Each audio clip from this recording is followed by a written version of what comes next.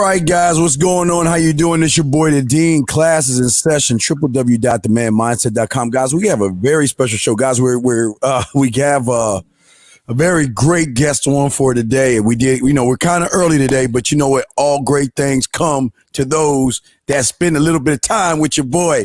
You know what? We got the man here, John, Bulldog Mindset, not the Bulldog, but Bulldog Mindset, baby. What's going on with you, man? How you doing, brother? I'm doing good. I'm good. I'm glad to be here. Been looking forward to this, man. Been consuming some of your content. Really loved your talk last year at the 21 convention on the mindset, man. That was just, it was right on. So, so I'm excited to be here. So before we get into the show, tell everybody about the Bulldog Mindset. Well, if you can give everybody, take your time, let everybody know where you came from. When did you incorporate the Bulldog Mindset, and then what do you teach those that are following the Bulldog Mindset, please?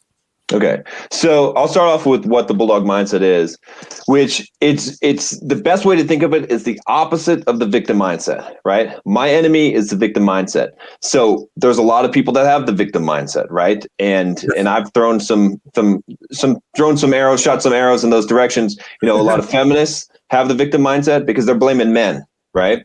Yeah. Unfortunately, although I do like a lot of MGTOW guys, a lot of MGTOW guys have the victim mindset because they're blaming women, right? Yeah. It's the same thing. Wow. So anyone who says that someone else's fault, anyone who says I'm the victim, even if it's legit, there's legit reasons to call yourself the victim. I still don't buy it. I don't, whether you have a legit reason or not, it's not an excuse because no one fucking cares. It doesn't matter, right? Yeah. You matter in your life, what you decide. It doesn't matter if you're disadvantaged. It doesn't matter if you got an unfair advantage in life or disadvantage, or you're dealt a bad hand, you got to fucking play it anyway. So that's what the Bulldog Mindset is. It's about that. It's about rejecting the victim mindset, becoming a man, a true man, in charge of yourself, responsible for your own actions. And it's really deeply rooted in Stoic philosophy, right? I think the Stoics, they really understood this concept that, it doesn't make any sense worrying about shit that you don't have control over. But what you do have control over is you, your actions, and how you interpret the things in your life and how you respond to them. And so I try to teach men how to be men. In the sense that they take ownership of their lives, they have a purpose, they have a drive, they don't make their lives all around women, right? But they learn how to work with women, how to get women that they want, how to get the money that they want, how to get the physique they want, how to get all those things in life, and that it comes from having the mindset, from having the strong mindset, what I call the Bulldog Mindset. Wow. Right, no, please continue. No, go. Okay, yeah. So I started off, complete opposite of what I am now. So I was growing up, I was lazy, I was fat, I was extremely shy, horrible around women. Women terrified me. You don't look it. You don't look that. I just want to let you know you don't look that. But go ahead, please. You. I appreciate that. But yeah, and so and I didn't have the right mindset. I was a victim. I blamed I said, poor me, right? I wanted people to feel sorry for me, right? I acted in that way, and I did okay in life. Like I was a software developer. I made some pretty good money, right? But I lived this kind of mediocre life, all right. And it's because I kept on thinking that I was just a victim of my circumstances, of whatever it was, right? I didn't see myself as being able to be whatever I wanted to be. I didn't understand what it was to be a man. And I was fairly successful with that. I built a company called Simple Programmer when I started blogging about programming topics and helping developers and teaching them. And then I started reading some marketing books. I started reading books like Think and Grow Rich by Napoleon Hill, Psycho-Cybernetics by Dr. Maxwell Maltz. And I started changing myself internally. And when I changed myself internally, I changed externally as well, right? That's what happened. Everything changed. And I started to realize, even as a software developer, that it wasn't the technical skills that was important. It was the social skills. It was the soft skills that was important. So I started teaching software developers how to market themselves, how to build a personal brand, right? How to become more confident and how to really change their lives. So they didn't have to be the typical, dorky, shy nerd that I once was, that I grew out of, right? Yes, sir. And from that, what started to happen was I went through a couple of transformations. I started really getting in shape, really trying to do things to make myself mentally tough, really start embracing Stoic philosophy. And a lot of the guys that were emailing me, that were software developers, they were sending me these long stories, these tear-filled stories about problems they have with women. Yes. And I realized that I learned how to overcome that, and that most of these guys, they're afraid of women. That's what so many guys suffer in that life. And so I started making content for them on my Simple Programmer YouTube channel about how to deal with women, how to be, handle their situations. And as I started going into that and really researching into that, what I found was that the problem was masculinity. That they don't have good father figures. They don't have good role models. We don't have a rite of initiation anymore as men. And I looked at myself when I was first going on this journey, and I said, you know what, John, you are a giant boy. Because I was still a giant boy. I was not a man. And I went on a path of self-discovery. I started reading a lot of books, stuff by Jack Donovan, Iron John, pretty much everything, No More Mr. Nice Guy, like really I'd already incorporated some of this stuff in my life, but I really started to make that transition. And then I figured out what was wrong, what was missing, right? Because I figured out in myself. And then that's where Bulldog Mindset came from. As I said, okay, I'm going to make a new company. I'm going to make a new brand. And I'm going to focus on helping men, because I feel like the greatest problem that exists in society today, the reason why society is in trouble, is because of weak men, pussies. And we have a society of fucking pussy men, and I want to make them stronger. And so I learned how to do it myself.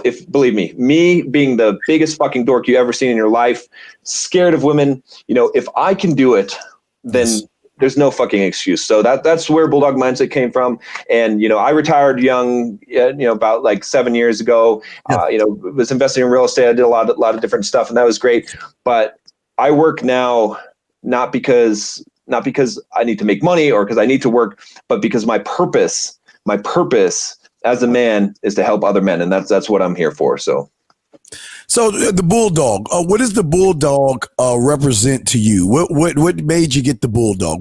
Talk to me about that, because I mean, we need to know everything about you. So please go ahead. Let us know about that. How did that happen? So that was kind of interesting. So what happened was I made some videos when I had the other channel, Simple Programmer, and multiple people asked me, they would comment, they would say, how do you get that Bulldog mindset that you have, right?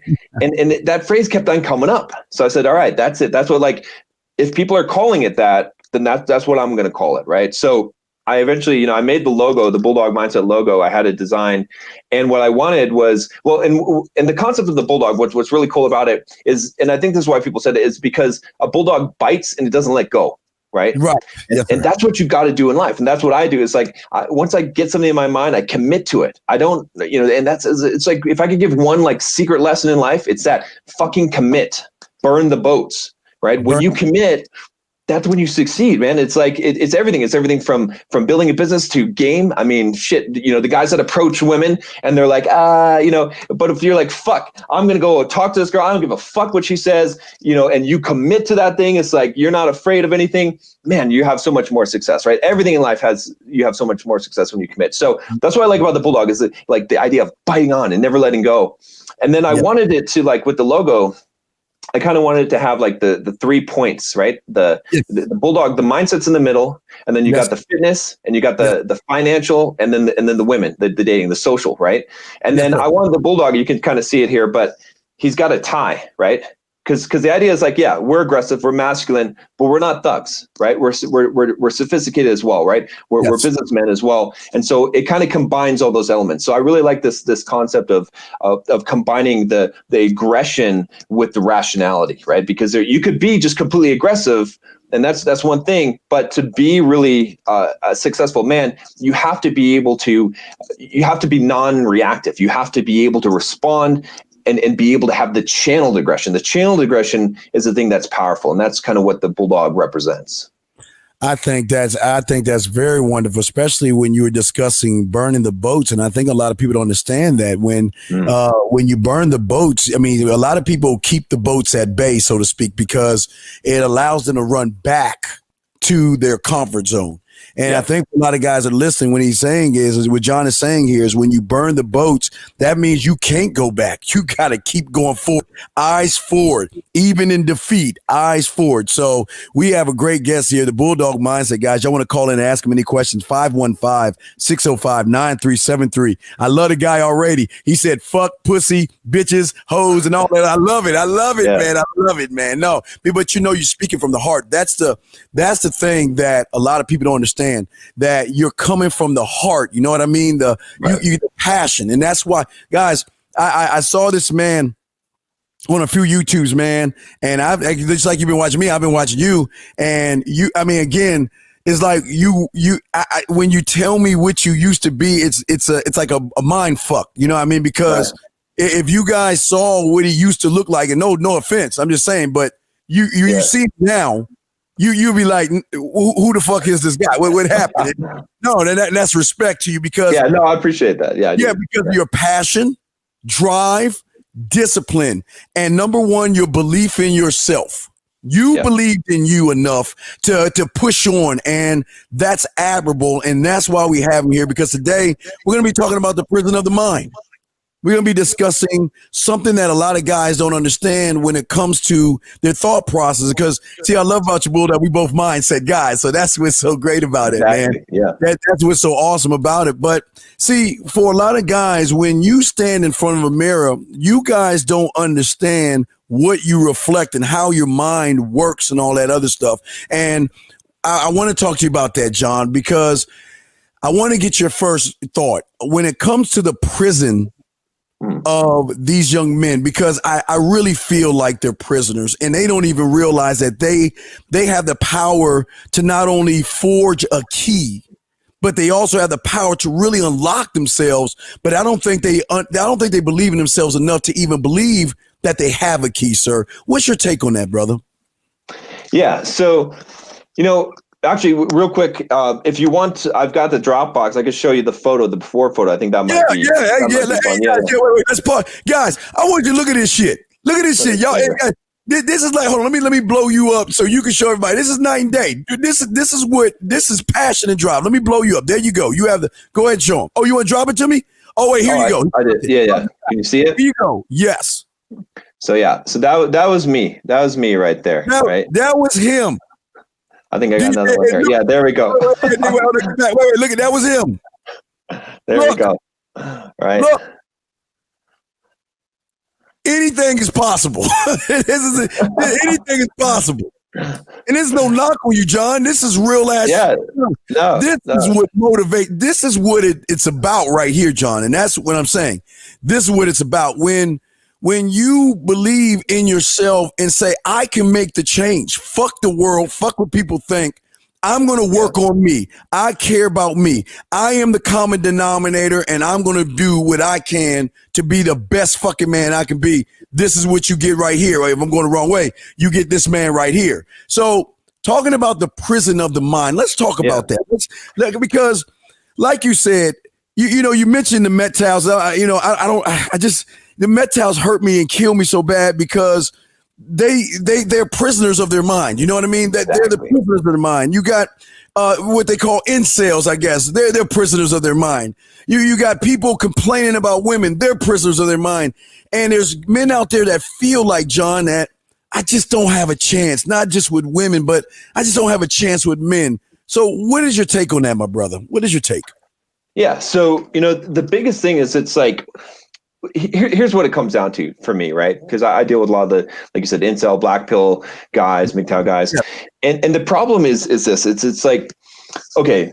And even people that say like, that get really hung up on racism and all these things, it's like, victim mindset. It's like, look, it doesn't matter where you're at right now, right? Like you don't have control over the circumstances, most of the things that are in your life, but you still have control over you. So even if you're fucked, be fucked the best way that you can be fucked, right? Like if I'm going down,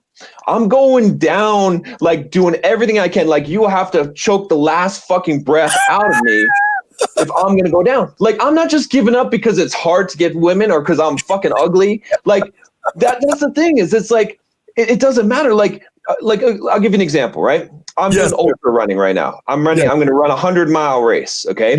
Yes. Congratulations.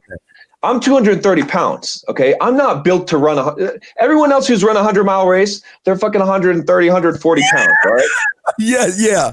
I'm not going to win. I'm not going to set any records. Yes. But I'm competing against myself. I'm doing it not because of the fanfare or because everyone's going to say, oh, good job, John, or because you're going to. I'm doing it for me, competing against myself because I want to improve myself and do the best I can. All right. So if you're in a situation where you're like, the world is fucked. Women are such bitches. Their thoughts today. Yes. Okay, fine. I can almost agree with you. I don't need to go there, but sure, I can see your perspective on it. Yes. If you say, oh, the world is fucked, it's so hard to get a job today, you get a college degree and it doesn't mean shit.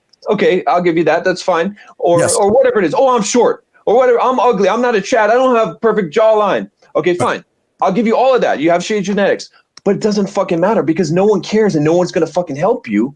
So you got to still make the best of it, right? Like I said, I'm going to run a 100-mile race. I'm not going to win it, but I'm going to do fucking the best I can fucking do. And so, so you just, these guys, they see a little bit of adversity and they give up.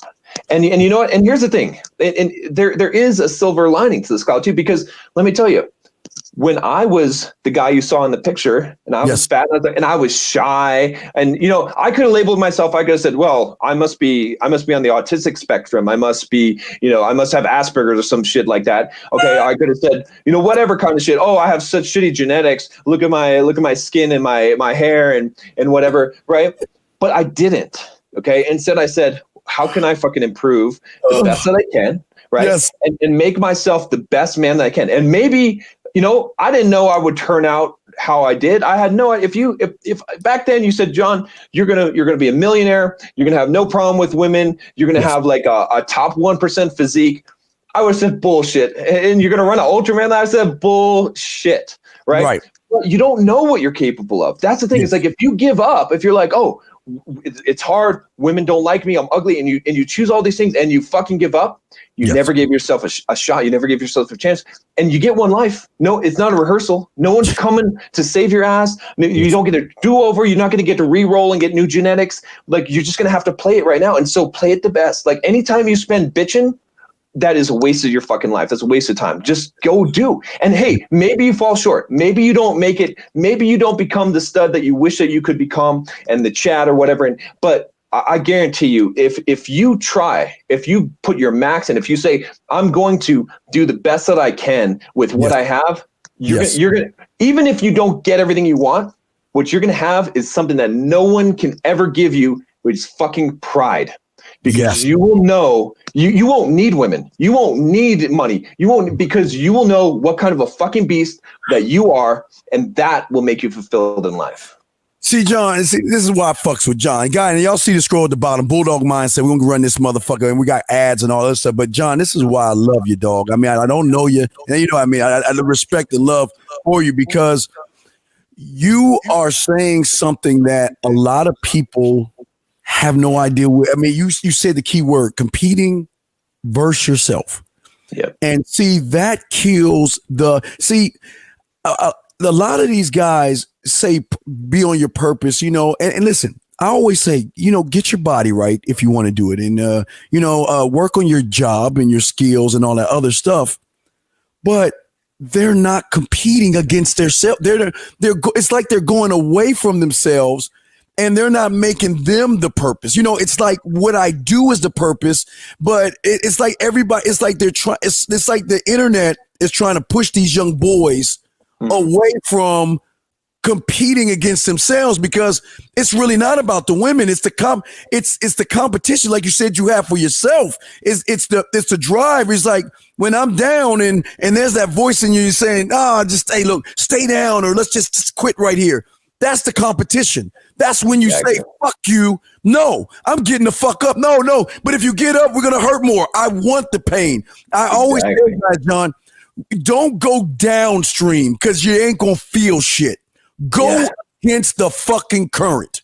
Go against the current. Let the current beat your ass up. Let it knock you down. Let it beat you. And then after it's all said and done, you dust your fucking ass off, John, and say, okay, is that all you got? Give me more. Right. Bring it on. And when you're saying compete and get yourself, that's, dude, that shit for a lot of guys, they were, wait, what do you mean competing? Like you said, John, you're going against like 130-pound Kenyan like motherfuckers that been running in the Serengeti and shit, like with lions and shit and all that other. You going against some little tiny motherfuckers, but you're not looking at the end result. You're just staying focused on John. Exactly. You're saying this is what John can do. And what John can do is what John can do right now. This is not what John's end game is. This is John's starting point. And when John slows down, I know that I can push John to be a little bit better. Even when John says quit, even when John says slow down, even when John says I'm cramping, let's just sit down for a second and take our shoes off and rub our fucking cake ass feet and maybe get a warm cookie and some milk and shit like that, right? John said, fuck you. Fuck your thoughts. I'm running the motherfucking show. And even if you don't win, you win, John. And this is what I'm throwing to you a second.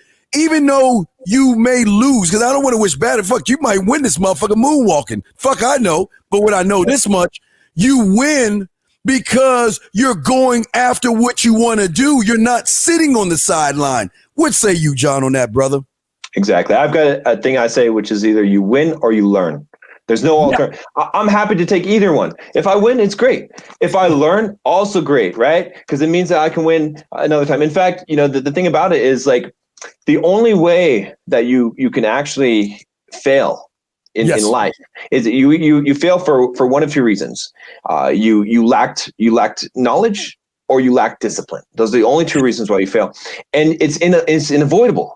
Because if you lack knowledge, you can't know it. It's called ignorance. You don't know what you don't know. And if you lack discipline, you're not aware of the discipline. You need the way you gain discipline is by doing hard shit. So I'm not afraid to go for it. In fact, I use fear and pain as my compass. I go in that direction. That's the direction to grow. If you want to grow in life, that's the direction you go. And I'm not afraid to fail along that path because, like I said, either I win or I learn. I gain some knowledge, I gain some discipline along the way, I become better. So you have to be, pushing yourself into that pain. I love how you said that, like bring the pain on, because so many people are avoiding pain, and pain is the thing that makes you grow. Pain is the thing that makes you understand that you're alive and feel what life is, because without pain, you don't know. You have a dulled spectrum of emotion of life. And so, and when you bring pain upon yourself, which is such a key point, you grow. Everyone will experience pain in their life, right?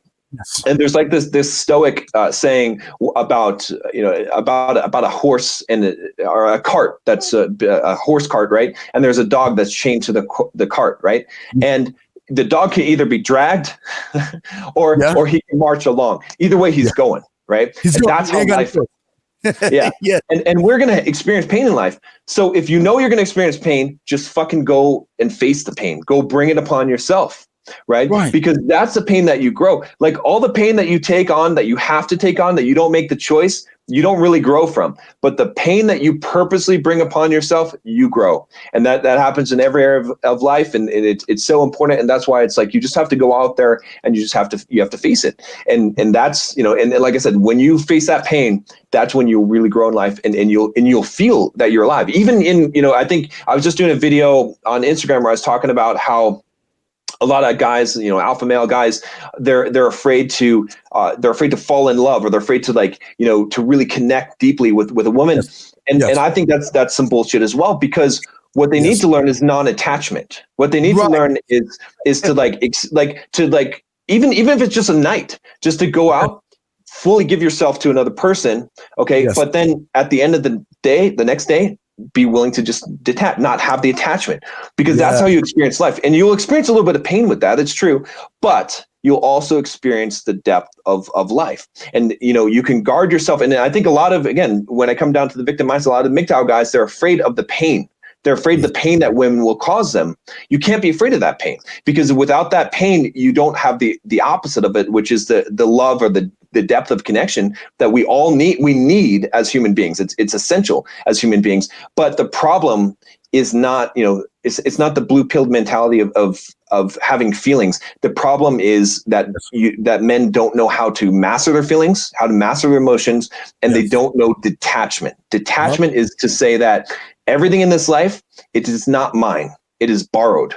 I will give it back someday, including the atoms that make up my body, my breath. I will go to the dirt. Nothing is mine. My money isn't mine. The girl isn't mine. None of that stuff. And it's not a jaded outlook. It just says that I will appreciate the things that I have in life while I have them, and I will give my all to them.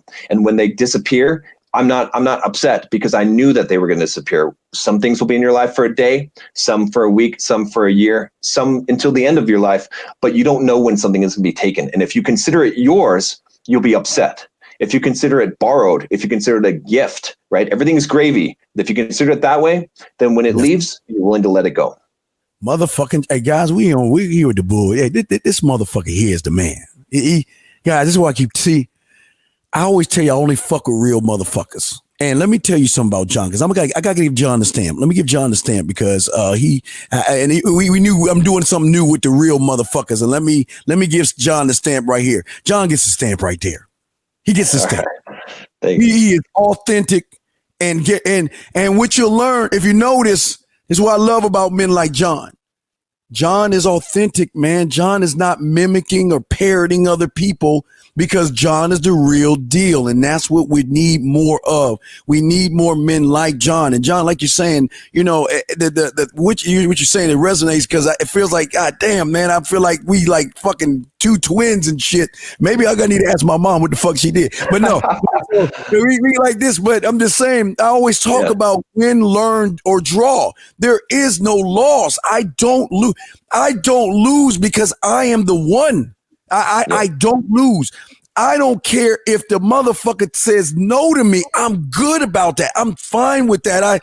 But see, this is why I tell people, John, that and maybe I may be smoking herbs on this, because I don't do drugs, but maybe I am on this thing. But John, I really believe that what people think is fear, I really believe it's the lion or the man trying to come out. It's a fight. It's like an eternal battle that these young boys or these all these people that are bitching, whining, moaning, complaining, when they get that feeling, because it's an awkward feeling that they've never felt it before, they label it fear. They label it excuses. They label blame. They give it a label, so the next time they feel it, John, it's like, oh yeah, that's that fear thing. That's the anxiety. So I'm gonna run away. But I think for men like you and I, that feeling is the lion saying, John, get the fuck out of my way. We got fucking 20 more miles to go, motherfucker. Get up, John. Let's go. You better get your fucking ass up. And I'm not saying he's gonna do this to John, but he's like, I'll just say me, because I don't want to wish bad on you. It's like, if you don't get up, I ain't gonna let your dick work. You fuck around. Don't get up. I'm gonna put you back. But next time you have a woman over, you gonna play game. You better get your ass up. But see, with John, I don't think these boys, they feel it, but they don't understand that that's the drive, the passion, the desire to go after what you want, John. And I don't think these young boys, they think it's scary. They're afraid to go to the bullets. They're afraid to go into the cave, because they're afraid of the unknown, because of the prison, which we get back to, the prison in their mind, John. John, I feel like they cage themselves up, John. And I feel and the information that you give on the Bulldog Mindset, guys, because we about to hit him a commercial, bulldogmindset.com, bulldogmindset.com, is that you're not giving them the key. You're giving them a blueprint so they themselves can forge a key to begin to find the pathway back to their original self, to unlock the fucking lion that they caged up after they made it to the egg. I may be crazy about that, but what's your take on that, my brother? Well, let me tell you something about fear. Here's the thing. So I get excited now because, there's a scientific element to this as well. So scientifically, in our body, in our biochemistry, the same exact emotion that we call fear is also the same as anticipation. It's Yes. the same psychologically. It's the same. Yes. So one trick I learned was that whenever I'm feeling fear, I feel excitement instead, because they're the same. It's the same to your body. Yes. Here's the other thing about fear. This is the best part. I love fear, and I'll tell you why I love fear. Yes. Because if you go back and you look at your life and you look at the most exciting moments of satisfaction you've had in life, it's when you've overcome fear, right? You know, you get on the roller coaster, right? And you yes. and you go down that, and that's where you're like, right? It's like, it feels so good.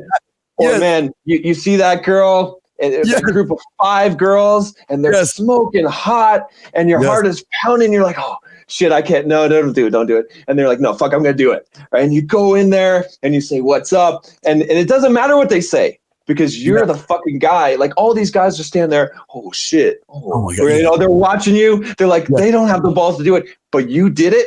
And you know, it doesn't matter what they said at that point. You just feel great, right? Because you overcame fear. So fear is awesome. I love having fear. I love to like feel that fear. And then, because I know when I feel the fear that I'm going to feel the next thing that's better than fear, right? As long as I go in the direction of that fear. And so it's a great thing. And so these guys, again, and you're right, it is the lion, because the lion is saying, hey, let's do that. Let's go fucking kill that deer. Let's go. Right. Yes. And that's what, you know, so many guys, they're like, oh, no, I'm not going to do that. I'm not that guy. But you have to unleash that. You have to unleash that beast. And we all have it. Every man is born with that fucking lion instinct, right? Yes. Within him.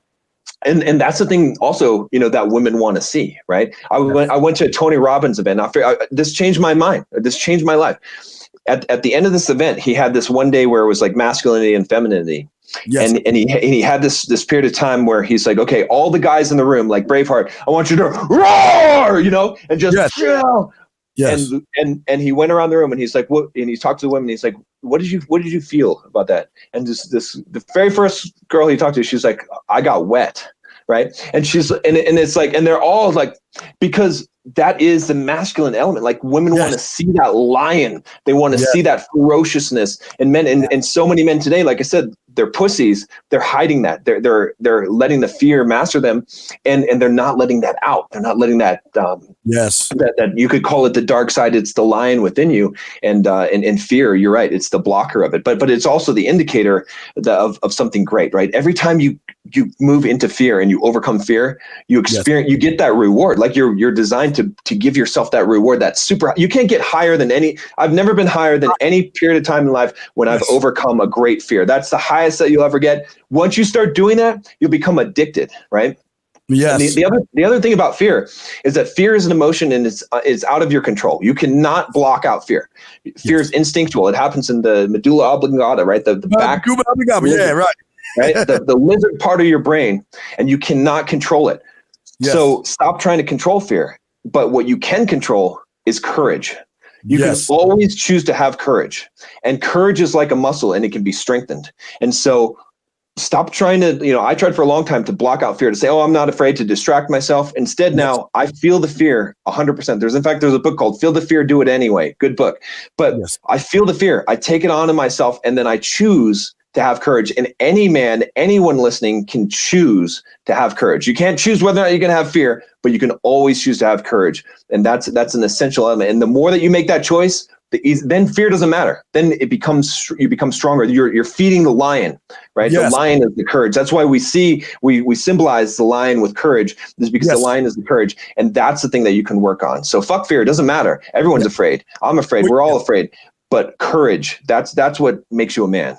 Right. And that's how I always show guys like fear right here. That's why I always say fear. The thing I love about fear is not only am I cool with fear, but look, rejection. You know, they're all my boys. They're like shadows with me. We roll together, man. It's like I love them when they tell me I can't do it, because I want to play a clip right here, John. This is how I think you are now, the new you, because this clip signifies manhood, where the guy bets on himself, and the guy like, oh my God, wait, what do you mean you bet on yourself? What? Listen, look at this clip real quick. Boost rules for God.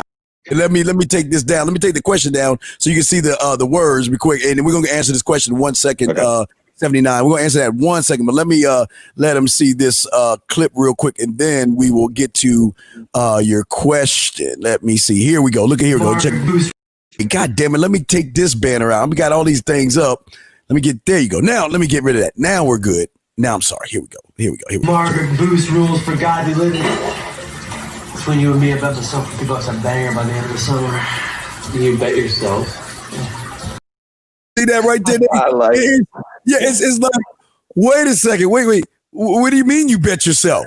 John, not only do you bet yourself, sometimes you may not win, but I bet your percentage is high of winning because every bet you make for yourself, you're the owner of the bet, John. Talk about that real quick. Yeah, no, I mean, that's the key. It's like you have to, one of the things I do in life is that I make everything life or death, right? Yes. Because and that's the kind of concept of like betting with yourself. It's the idea that like you cannot lose this, right? You have to have something at stake. It is life or death. It's not negotiable, right? Because as soon as you give that leeway, as soon as you give yourself that ability to not commit, to negotiate that you could possibly give up. When you say I'm going to try, right? You know, Yoda, like there is no try, do it or not, right? It's so true though, because whenever I hear someone say try, then I know they're probably going to fail. Because that you commit to it and then fail. That's fine. Yes. But don't say try. Say I'm going to do it. Right. And that's the thing. Is like when you believe that you're going to do it, you make yourself do it. That's if you don't believe you're going to do it. If you're like try, especially when you start to do hard shit. Okay, maybe easy shit. But let me tell you, if I say I'm going to try to run 100 miles. Yes. There could be so many times. You know, I did a 50-mile race a couple of weeks or months ago, and. Yes. If I said I was going to try to do that, I would have given up at mile 20 because that's when the pain was unbearable at mile 20. You know, you got to say, no, I'm going to do it. It's going to happen. It has to happen. And then when you do that's when you make shit happen. Same thing with women too, right? So many guys are like, oh, I'm going to try. I'll see. I'm like, no, you got to go in there and you got to be like, I'm going to make the shit happen. Whatever fucking boulders I got to move, whatever logistics I got to figure out, I'm going to make this shit happen. And when you do, then you make it happen. So. All right. So what we're going to do is we're going to run a quick commercial and come to answer your questions in 79. But yeah, we're going to take a quick commercial break. I'm here with John, the Bulldog Mindset, chopping up motherfucking game. We'll be right back after this ad. Do you want to develop core confidence, maximize your health, and discover the secrets to becoming a self-made man? The Bulldog Mindset membership will turn you into a leader. Listen, guys, the only way to do this is by shifting your mindset to the Bulldog Mindset. Start transforming your life in 63 days or less. Join a community of daring action takers, men who make moves. The Bulldog Mindset membership will help you discover the secrets to working without motivation, and you'll learn how to boost your productivity. Learn how to escape your financial prison, even if you don't have a business idea yet. Master the one essential technique to dominate all social interactions. Gain the exact roadmap to maximize your looks and health. The Bulldog Mindset membership is everything you need to know in one spot. Guys, it's all about being a masculine man in his prime with over 56 plus hours of training content and much more. Join today. The time to act is now. All right, we're back, man. All right. So, question. John, looking back at your photos, when was the moment that you said to yourself, I need to change? I cannot go on like this. When was that moment? So talk about it, please. So the big one for me, I mean, there's been multiple kind of transformations, but looking at those photos, like there was a point where I went to the store and I had to buy a size 46 pants because the 44s weren't fitting me anymore. Okay. And up until that point, I could look in the mirror. I could be like, oh yeah, just a little bit of a belly, but I could kind of pretend like, yeah, I'm not really fat. But when I bought a size 46 pants, I was like, no, John, you're fat ass. All right. And then I realized like it clicked in my life, right? Maybe I was like, was it probably like 30, maybe just barely not 30, maybe 28, 29 or whatever. And it clicked in my mind. I said, you know what? This shit ain't going to happen for you, man. I don't think you're going to be a rock star. I don't think you're going to be a stud. I don't think you're going to be rich. I don't think you have a ripped physique and have women all over you like you dreamed in your head. I don't think that's going to happen, right? Because on the path you're going right now, that shit ain't ever going to happen, right? So I realized, I was like, fuck. if I want to get what I want out of life, I better fucking start now. Like there's no, because you're always putting it off. It's just like when you start a diet and you're like, I'm going to start on Monday, right? It's Friday night. And you're like, I need to order up all the bad food during the weekend so I can enjoy it before. And then Monday comes around and you're like, maybe one more day. So you eat more shit, right? And then Tuesday comes in, you're like, next week, right? And then you do it for like 2 days and you're back to your old shit again. Yes. Same thing. That's how I was living my life. I was like, yeah, someday I'll work on losing some weight, on getting my physique and overcoming my social anxiety and all this shit. But at that moment, I said, no, it has to be now. Because now or never. Otherwise, I believe that you only have a very few moments of what I call clarity in life, right? It's that insight where you actually see things as they are. And it's like this, like most of us are living our lives in the backseat of the car that is our life, and someone else is driving. The world is driving. Circumstances are driving. Every once in a while, the car pulls over, you get out, and you get a chance to drive. Did you want to drive the car? And it doesn't happen very often. And so when you get that opportunity, when your brain says, hey, wait a minute, I need to make a change, you fucking take it, right? And so that's what I did is I said, wait a minute, I don't know if I want to go down this road another 300 miles in the back seat, duct taped in the back seat of the car, letting someone else drive. Maybe I want to drive for a while. And so I made that choice. I realized because if I don't make this choice now, I'm not going to make this choice in the future. And so that was it. That was I had to say, this is it. I'm no longer going to live this life. If I want to get what I want out of life, I'm going to do what it takes to get it. And I got into the driver's seat of that car, and I've been driving since. I won't let anyone take that wheel from me at this point because it's fucking scary. And that's why I consider everything to be life or death, is because if I get in the backseat of that car again, I might as well be dead. Because someone else is living my life. I'm not living my life. I'm only living my life. You see, you're only living your life if the things that you think up here are the things that you can do. If you have thoughts in your head, if your will is not strong enough to execute what you want in life, you are not living your life. You are just watching a show. You're just watching the movie. And then I'll tell you this, it's like my definition of freedom. Yes. Okay. A lot of people, they think freedom is what other people give you or freedom is your ability to execute your will upon the world. That is freedom.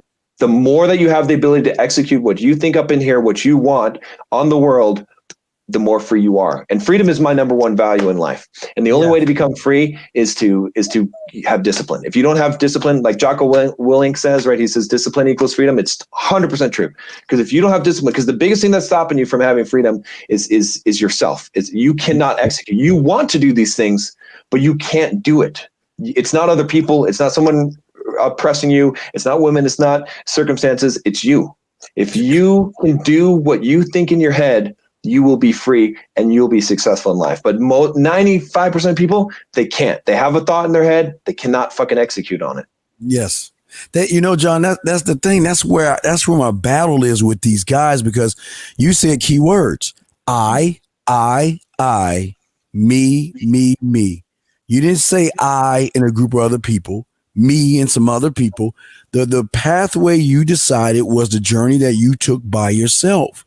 But it seems like there are a lot of people out in this internet thing that is trying to rail all these young boys into one lump and saying, well, you need to learn my language and learn how I talk and learn how I think. And you got to talk this way and you got to feel this way, to a point where everybody's mimicking everybody else. And like, again, John is what guys, I always talk about being the one. See, you can't be the one trying to be number two or trying to be like number two. And that's what's great about your story, John, is because you said it yourself. I number one, I don't want to sit in the back seat. I need to take the wheel. I am driving the car. I am. And that's what these young boys don't see, John. They don't see that they can drive the car. They can steer that motherfucker. They can give it gas. They can brake that bitch. They can turn the radio on. They can open the door. They have the power. But unfortunately, because see, John, and I'm going to say something here, John. Sometimes I don't even think it's the women that's the problem. I don't think women are the enemy. I think the enemy are these Smiths or these other guys driving these boys to be more like bitches than women. I mean, than men, excuse me. 100%. What's your take on that, John? What's up with that? What do you think? Yeah, it's 100%. I'll give you a perfect example, right? So I accepted an invite to speak at the 21 convention, right? There you go. We go. Now I'm involved with another group of men the Rule Zero guys, Yes. Rolo and Richard and guys like that, and John, MLD Yes. John, and I love those guys. They're great. Okay. Yes. And I like Anthony, and I like a lot of the guys that Elliot Hulse, yourself, right, that are in the 21 convention. Appreciate. Yes. And when I announced I was going to speak at 21 convention, all these people started coming on my channel, giving me shit, saying, "Oh, you shouldn't." They're talking about the drama between, what's going on between the guys. I don't give a fuck. I don't give a fuck. I'm not gonna get involved in that shit. Because they, what they thought? They thought I betrayed them because they thought I was part of this Rule Zero faction, that I was with those guys. I like those guys. I love those guys. Okay, I consider those guys brothers. Okay, but I consider all of my guys brothers. Okay, I don't have I don't belong to someone. I belong to me. I'm not in with. And the problem with all these like MGTOW and all this shit is they're trying to put men into fucking cults. Okay, they're trying to tell men how to fucking think. And so I did this video on my Instagram, and I said, you know what? I said, all you guys. Oh, John. Oh, no, you're good, dog. Go, John. Okay. I did an Instagram, and I said, hey, you know what? All you guys, I hear you. You're angry. You're upset that I'm speaking at the 21 convention. I hear what you're saying. I've been listening to all you guys, and I've been thinking about it. And I got it. And what I've been thinking deep about this. And here's my response. Fuck you. Fuck all of you. Fuck you haters. Fuck you. And I told him this. I said, look, here's the deal. If you think you're going to shame me and you think you're going to bully me, because you think I'm not going to do shit because you don't like it, then you're fucking with the wrong guy. Then you should unfollow me, because I'm not going to teach you. I'm not going to steer you in the direction you want to go, because I'm going to teach you how to be a fucking man, because you need to decide. Your judgment, what you think is right, needs to be your guiding principle in life. Not what other people think. Not to make women what women want. Not what some group of guy, your best friend, this group that whatever associate with. Fuck, I think for myself, right? Sometimes I agree with guys that are in the Rule Zero group in Red Pill. Sometimes I agree with some of the MGTOW guys. Sometimes I agree with guys in 21 convention, with Elliot Hulse, with whoever. But it's I'm not going to tie myself or associate myself to some group. I'm not part of a fucking group. I'm me, right? And I'm a free thinker. And so I don't give a fuck if people are displeased. I don't give a fuck if I'm not here to perform. I'm not here to make you happy. I'm here to do what I'm here to do, and I'm going to make the decision. And I don't care. I got a video about Jordan Peterson. It's got like 13,000 downvotes. Okay. And people always comment on the video. They're like, you should take this down. Clearly you should take this down by all the downvotes. And then my response is like, oh, I should take down a video because other people don't like it. I should decide what's good based on what other people think. Yeah, I don't think so. I'll pass on that. I'll keep the fucking video up because I don't give a fuck. And so many people are influenced by that. And that's why we have these fucking cults that are getting these young guys and putting them in there. And it's the same thing, because you know what? These cults, what they're complaining against, they're complaining about women, they're complaining about feminism, and they're complaining about the radical left. And I share those complaints, but they do the same fucking thing, because what's the problem with the radical left? Is that you can't commit wrongthink. You can't say the wrong thing. But fuck, go over to a MGTOW Discord channel. I dare you, and say, hey, women aren't so bad. See what fucking happens to you. See how many people will shame you and call you a little bitch and a cuck and a simp, right? Because you have a different viewpoint, right? This is the problem with it. Is we have to be free men. We have to be our own men. And the only way you can become a man is when you have your own value system. You kill your father metaphorically. You get rid of his value system. You get rid of the value system of the world, of the women that raised you, and you form your own. And your value system is the only one that matters. Your judgment. That's the only way to become a man. John, hold on. Damn. John, please, John, you hit me with too many Mike Tyson blows, man. You got to chill the fuck out, man. And here's the thing. I tell him to chill the fuck out. You're going to tell me, fuck you. I'm John. I'm going to do what the fuck I want to do, because I've been thinking that's how he's supposed to be thinking. But I love what he's saying, because what he's saying to those that are mad at him for doing the 21, He's not about the bullshit. He's about the fucking message of helping young men learning how to navigate this world as a man. That's the problem with a lot of those cults, man. They think it's like we're in high school, John. Like it's the what is the outsiders versus the greasers, or whatever it is. Exactly. The preppies versus the out. It's not I'm not at war with anybody. Like you, I am we are two independent men coming together at the table as men discussing. And when this show is over, John's going to float his ass off to the land, his ass and titties, and I'm going to float my ass over my way. We'll give ourselves a fist bump, and we'll go the fuck on our ways and still be men. But that's what boys need to hear instead of the be afraid, worry. Oh my God, if you get married. No, let me get ready for this, John. If you meet a girl, family, you're going to go to family court and you'll lose your child support. And bitch, you ain't even fucked the bitch yet. How the fuck that's going to happen? Right. You know what I mean? Come on. That's what I'm saying, man. All these words, John. See, John, I don't know if you remember. See, I've been doing this for over 30 years, John. So I've seen it, and I'm going to talk about that in 21. I've seen 2 decades ago what the PUAs did to young boys, and they're doing it today to these young boys. It's a little bit different. They're not wearing the makeup, the goggles, and the eyeliner, but they're taking away their manhood by either scaring them and saying that, okay, well, if John eats, I shit. You know what I mean? If it happens to you, it's going to happen to me. Fuck you. Just because she treats you like a bitch doesn't mean she going to treat me like one. And that's how John thinks. John be like, motherfucker, I'm John. I got a bulldog mindset, bitch. Fuck you. But see, that's how John is. But because we smell our own. But what I'm saying is that's the problem. They want you. And again, I'm not pointing fingers. I'm just saying the bad ones out there. Yeah. They want these young boys to stay in the prison. Not only keep in the prison, they're putting boulders in the cage. They're telling them, matter of fact, you know what they're doing? They have the door open and they're saying, you can't go out that door because if you go out that door, a woman's going to take your money from you. Right. Government's going to get you. Family court. Now, hey, you're more than welcome to go out, but do you really want to be on your own? Do you really want to go down your own path? Why don't you hang out with us? We've got you covered. We've got you protected under the umbrella of a hierarchy motherfucker where everybody's mimicking what he's saying. It's like all they doing, they're like, the door's open. So what is a young boy going to do? He's like, no, I'd rather stay and have a cuddle party with all these guys because I feel safe. But then, John, what happens?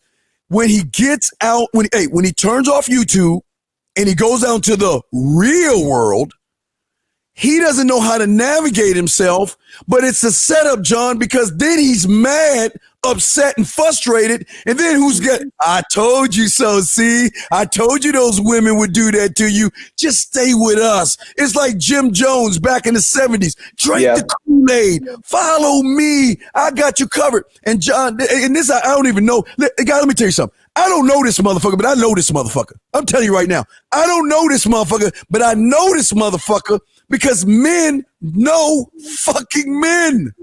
Period, man.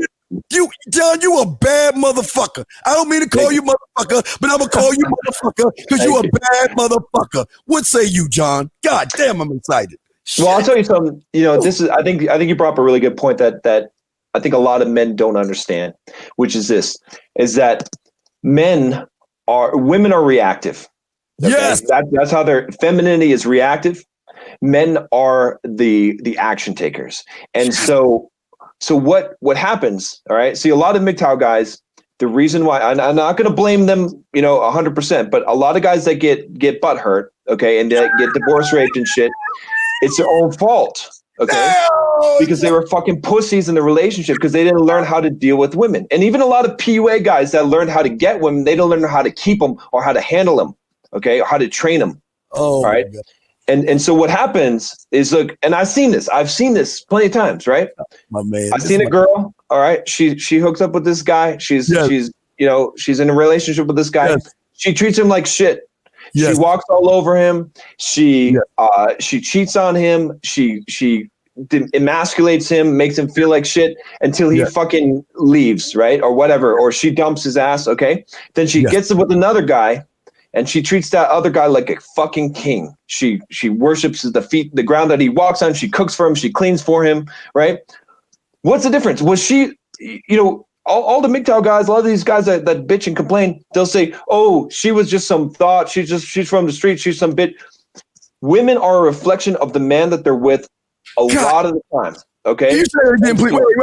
Wait, stop, John. Let me interrupt you. Please say that again, sir.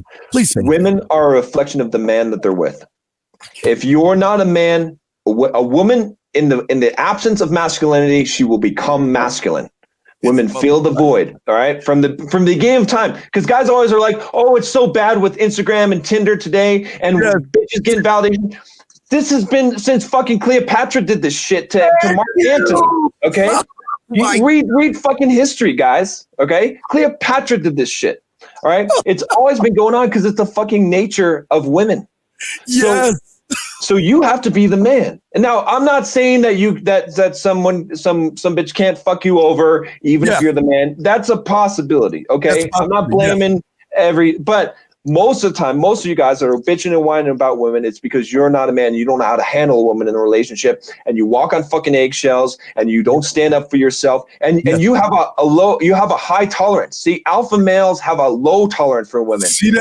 She does some shit that I don't like. I say, that's it. Fine, go. I'm gone. Or I walk with my feet. I don't make threats. I never make threats. I don't say, oh, if you fucking do this, I'm going to do that. I just leave. I'm just gone. I don't need to make a threat. I take action. I don't make threats. See, making threats is weak. Okay. And if you're constantly doing that and you don't understand how to handle a woman in a relationship, you're going to fuck up. I'll give you guys a real good book. If you haven't read this book, David Deda's book, The Way of the Superior Man. Excellent book on male-female dynamics. It will teach you how to be a man in a relationship. And this is the shit that, that you're not hearing. In the red pill community, in the men's community, you're not hearing how to be a man in a relationship because you're being scared. You're being told that you can't get in one. And that's some bullshit. Because you know what? All the guys can tell you you don't need a woman. You can have a sex doll. That's not fulfilling. You know that's what you want to have a real relationship with a woman, because that's how you're fucking designed. Okay. And there's nothing weak about it, but you need to know how to do it the right way and be a man in that relationship. So the woman will respect you and she will treat you like a king. And when you are in a relationship where a woman treats you like a king, that is the best kind of relationship. That's the only thing you should accept. If you're willing to accept anything less, then you're getting what you wanted. You're getting what you deserve. If you accept less, you get less. I'm calling my mother and asking her, did she have an affair? I gotta call my mom after this, and we gotta have a long talk because something ain't right here. How's this motherfucker my twin? It's like wait a second, something happened. Mom, what did somebody spit some fire in your ear and you had another kid and some shit? Something ain't right. Something ain't right, John. Because John, dog, this is y'all don't understand how it feels to be around. Guys, y'all know I get excited, but when I'm around men, Coach E.O., John, when I'm around when you get around men, there's an energy that is just because I'm there. Everything he's saying, I'm there. I resonate. I get it. And that's what we're trying to get you to see. Listen, the problem is that these guys out there are surface level. That means they're talking about surface things. Yep. And a lot of people are going to not like John for his independent thinking. People don't like motherfuckers that say fuck you, that say fuck you and walk the fuck off. They don't like that because if you can't see, a man cannot be controlled he's the only one that can control him. That is the only one that can control him. Nobody can control him. I don't care. See, people like, and again, I won't say name, just say people on the net, what I call the Smiths in this matrix. They love these cuddle fucking parties where everybody wants to agree on everything. And we want to talk and we all want to agree. And if you don't agree, you can't be in the fun fucking fan club. You got to go out. We need you to agree. We need you to kiss one person's ass. We need you to regurgitate the same thing. Usually you do. Motherfuckers, y'all listen. John has not regurgitated anything but from the world of John. That's all he knows is John. Hold on, guys. Let me show y'all what I'm talking, because we about to hit another commercial for John. But this is what, guys, let me pull this up, because this is what I'm talking about, guys. When I'm talking about the shit John is saying, it comes from two places. Number one, it comes from his mind. All it is John himself, nobody else. But this is the language John speaks right here. It is John's authenticity. It is his algorithm. John is who John is. John speaks only John in the Bulldog Mindset. That's all he knows. That's all he worships. That's all he is the authentic man. And that's the beautiful thing about John. John doesn't play to the beat of any motherfucking man, because John is the one. And this is a case in point of how the one thinks, because the one will never try to be the 2, the 3, the 4, or the 5, because he's the one, guys. He is the one thing that is his compass, John's compass. And even like he said, we won't mention names, they thought, oh man, don't do it. And you know what John said? Y'all say what the fuck y'all want. You are not the owner of me. No man can own me and tell me what the fuck I can do. I'm fucking John. And I'm going to do what I want to do. And either you're going to look and see, this is what's fucked up about men. Because as a man, I got to respect your decision. You know what I mean? And if I'm a man, I got to support your decision. Hey, you know what, John? Hey, man, that's cool, man. Yeah, and guys, let me tell y'all something. Yeah, I don't like to discuss how nice I am behind the scenes. I'm an asshole, guys. Ebenezer Scrooge, this motherfucker. But I don't know John that well. And you know what? I reached out to him because, and I talked to him. And now he's confirmed for the 21. I don't know anything about him, but you know what? I'm going to pick him up at the airport. I don't even know this man. I'm going to pick him up. I'll drive him around. If he needs to go to Walmart, fucking McDonald's, give a fuck where he needs to go. I got him. And I'm going to make sure he gets back to the airport. You want to know why? Because that's what fucking men do. We support each other. We don't have to know each other, but there is a common thing that men have where, you know what? If I got it, I got you. If you need it, just ask. And if you don't ask and I feel you need it, I'm going to offer that shit to you. And I'm not going to ask for anything in return, because men don't do that shit. We stand on our names. We stand on our fucking principles. And this is what John, I'm going to do this commercial. I'm going to call my mother, dog. I'm going to do this commercial real quick.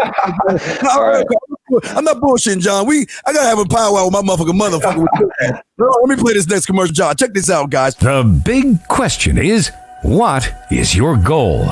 Do you want to learn how to build enough passive income that you don't have to work for someone else and you can be financially free? Do you need to get into shape, get that physique you've always wanted? Maybe those six-pack abs that are so difficult to get. Or perhaps you need some relationship guidance. Are you afraid to approach and talk to girls? You just don't know how to get results? Or maybe you want to excel in your career, get a promotion, negotiate a better salary, or build your first self-sustaining business. John Sonmez is the founder of Bulldog Mindset. If you want to grow as a person and maximize your potential in life, you've definitely come to the right place. The Bulldog Mindset coaching is about transforming yourself completely, inside and out. John's mission in life is to become the best version of himself as possible by pushing beyond his comfort zone, confronting limiting beliefs, and achieving the ultimate freedom in life. The time to act is now. You know what, John? I haven't thought to you, John. We're here with John the Bulldog, man. Yeah, this motherfucker.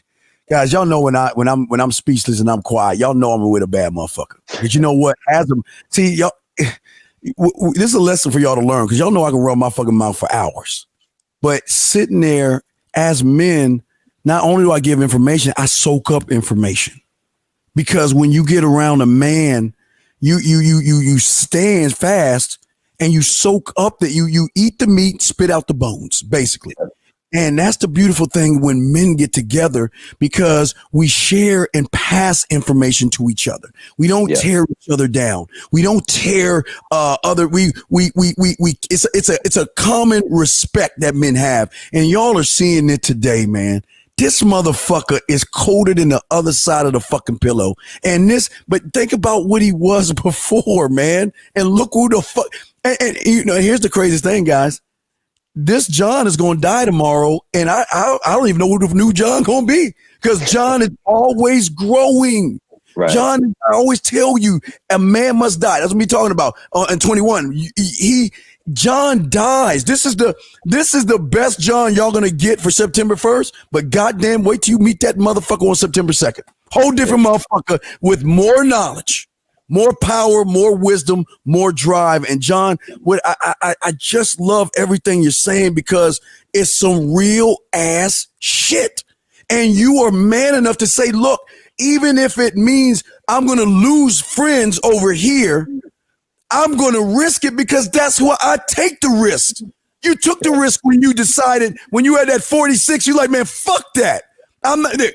You probably got that shit hanging on your wall looking at it. I told you, motherfucker, I'm going to get small and shit. Man, I'm waiting for that Kenya motherfucker now and shit, whatever. But what I'm saying to you, John, is that's what makes this man a fucking man, because he even told you, even against the wishes of other people, most soft motherfuckers, John, would be like, well, okay, well, I don't want to lose my friendship, or I don't want to get kicked out of the club, so all right, I'll do it with you. No, John said, fuck y'all. And again, this is not about see, people think that when you get around real men, that men trash other motherfuckers. We don't trash motherfuckers, because I don't have enough time to think a thought to try to trash you, because I'm too busy focusing and fixing myself. John, what say you on that, brother? What say you? So here's it's an excellent point. And Steve, also, I am glad to be in your presence, man, because it is so good to be with a man that understands, that gets it, that really is a man. And there's so many posers, so many guys trying to present a false, but they're going with the crowd, and they're doing what the crowd believes. So when I see a man that's standing on his own, I feel humbled and honored to be in his presence. Same here, brother. I didn't mean to interrupt you. Please go ahead. I'm sorry. Yeah. So what I was going to say is, actually, one of the things that I think a lot of guys get wrong is that they're looking for women as a shoulder to cry on, and they're showing their vulnerability and weakness to women. Okay. Yes. They're looking for a girlfriend, a wife, whatever it is. Yes. And they're doing that. And what they need to be in front of women is strong all the time. Always. You never let your guard down. You're always strong. But where you show your vulnerability, where you have that, is with the group of men. And that's why we don't tear each other down. We listen. I know you're going through the same shit. You know what I mean? The vulnerabilities that I have, right? When I'm with a group of men that understand, I can share those things. That's the group. That's the place to do it.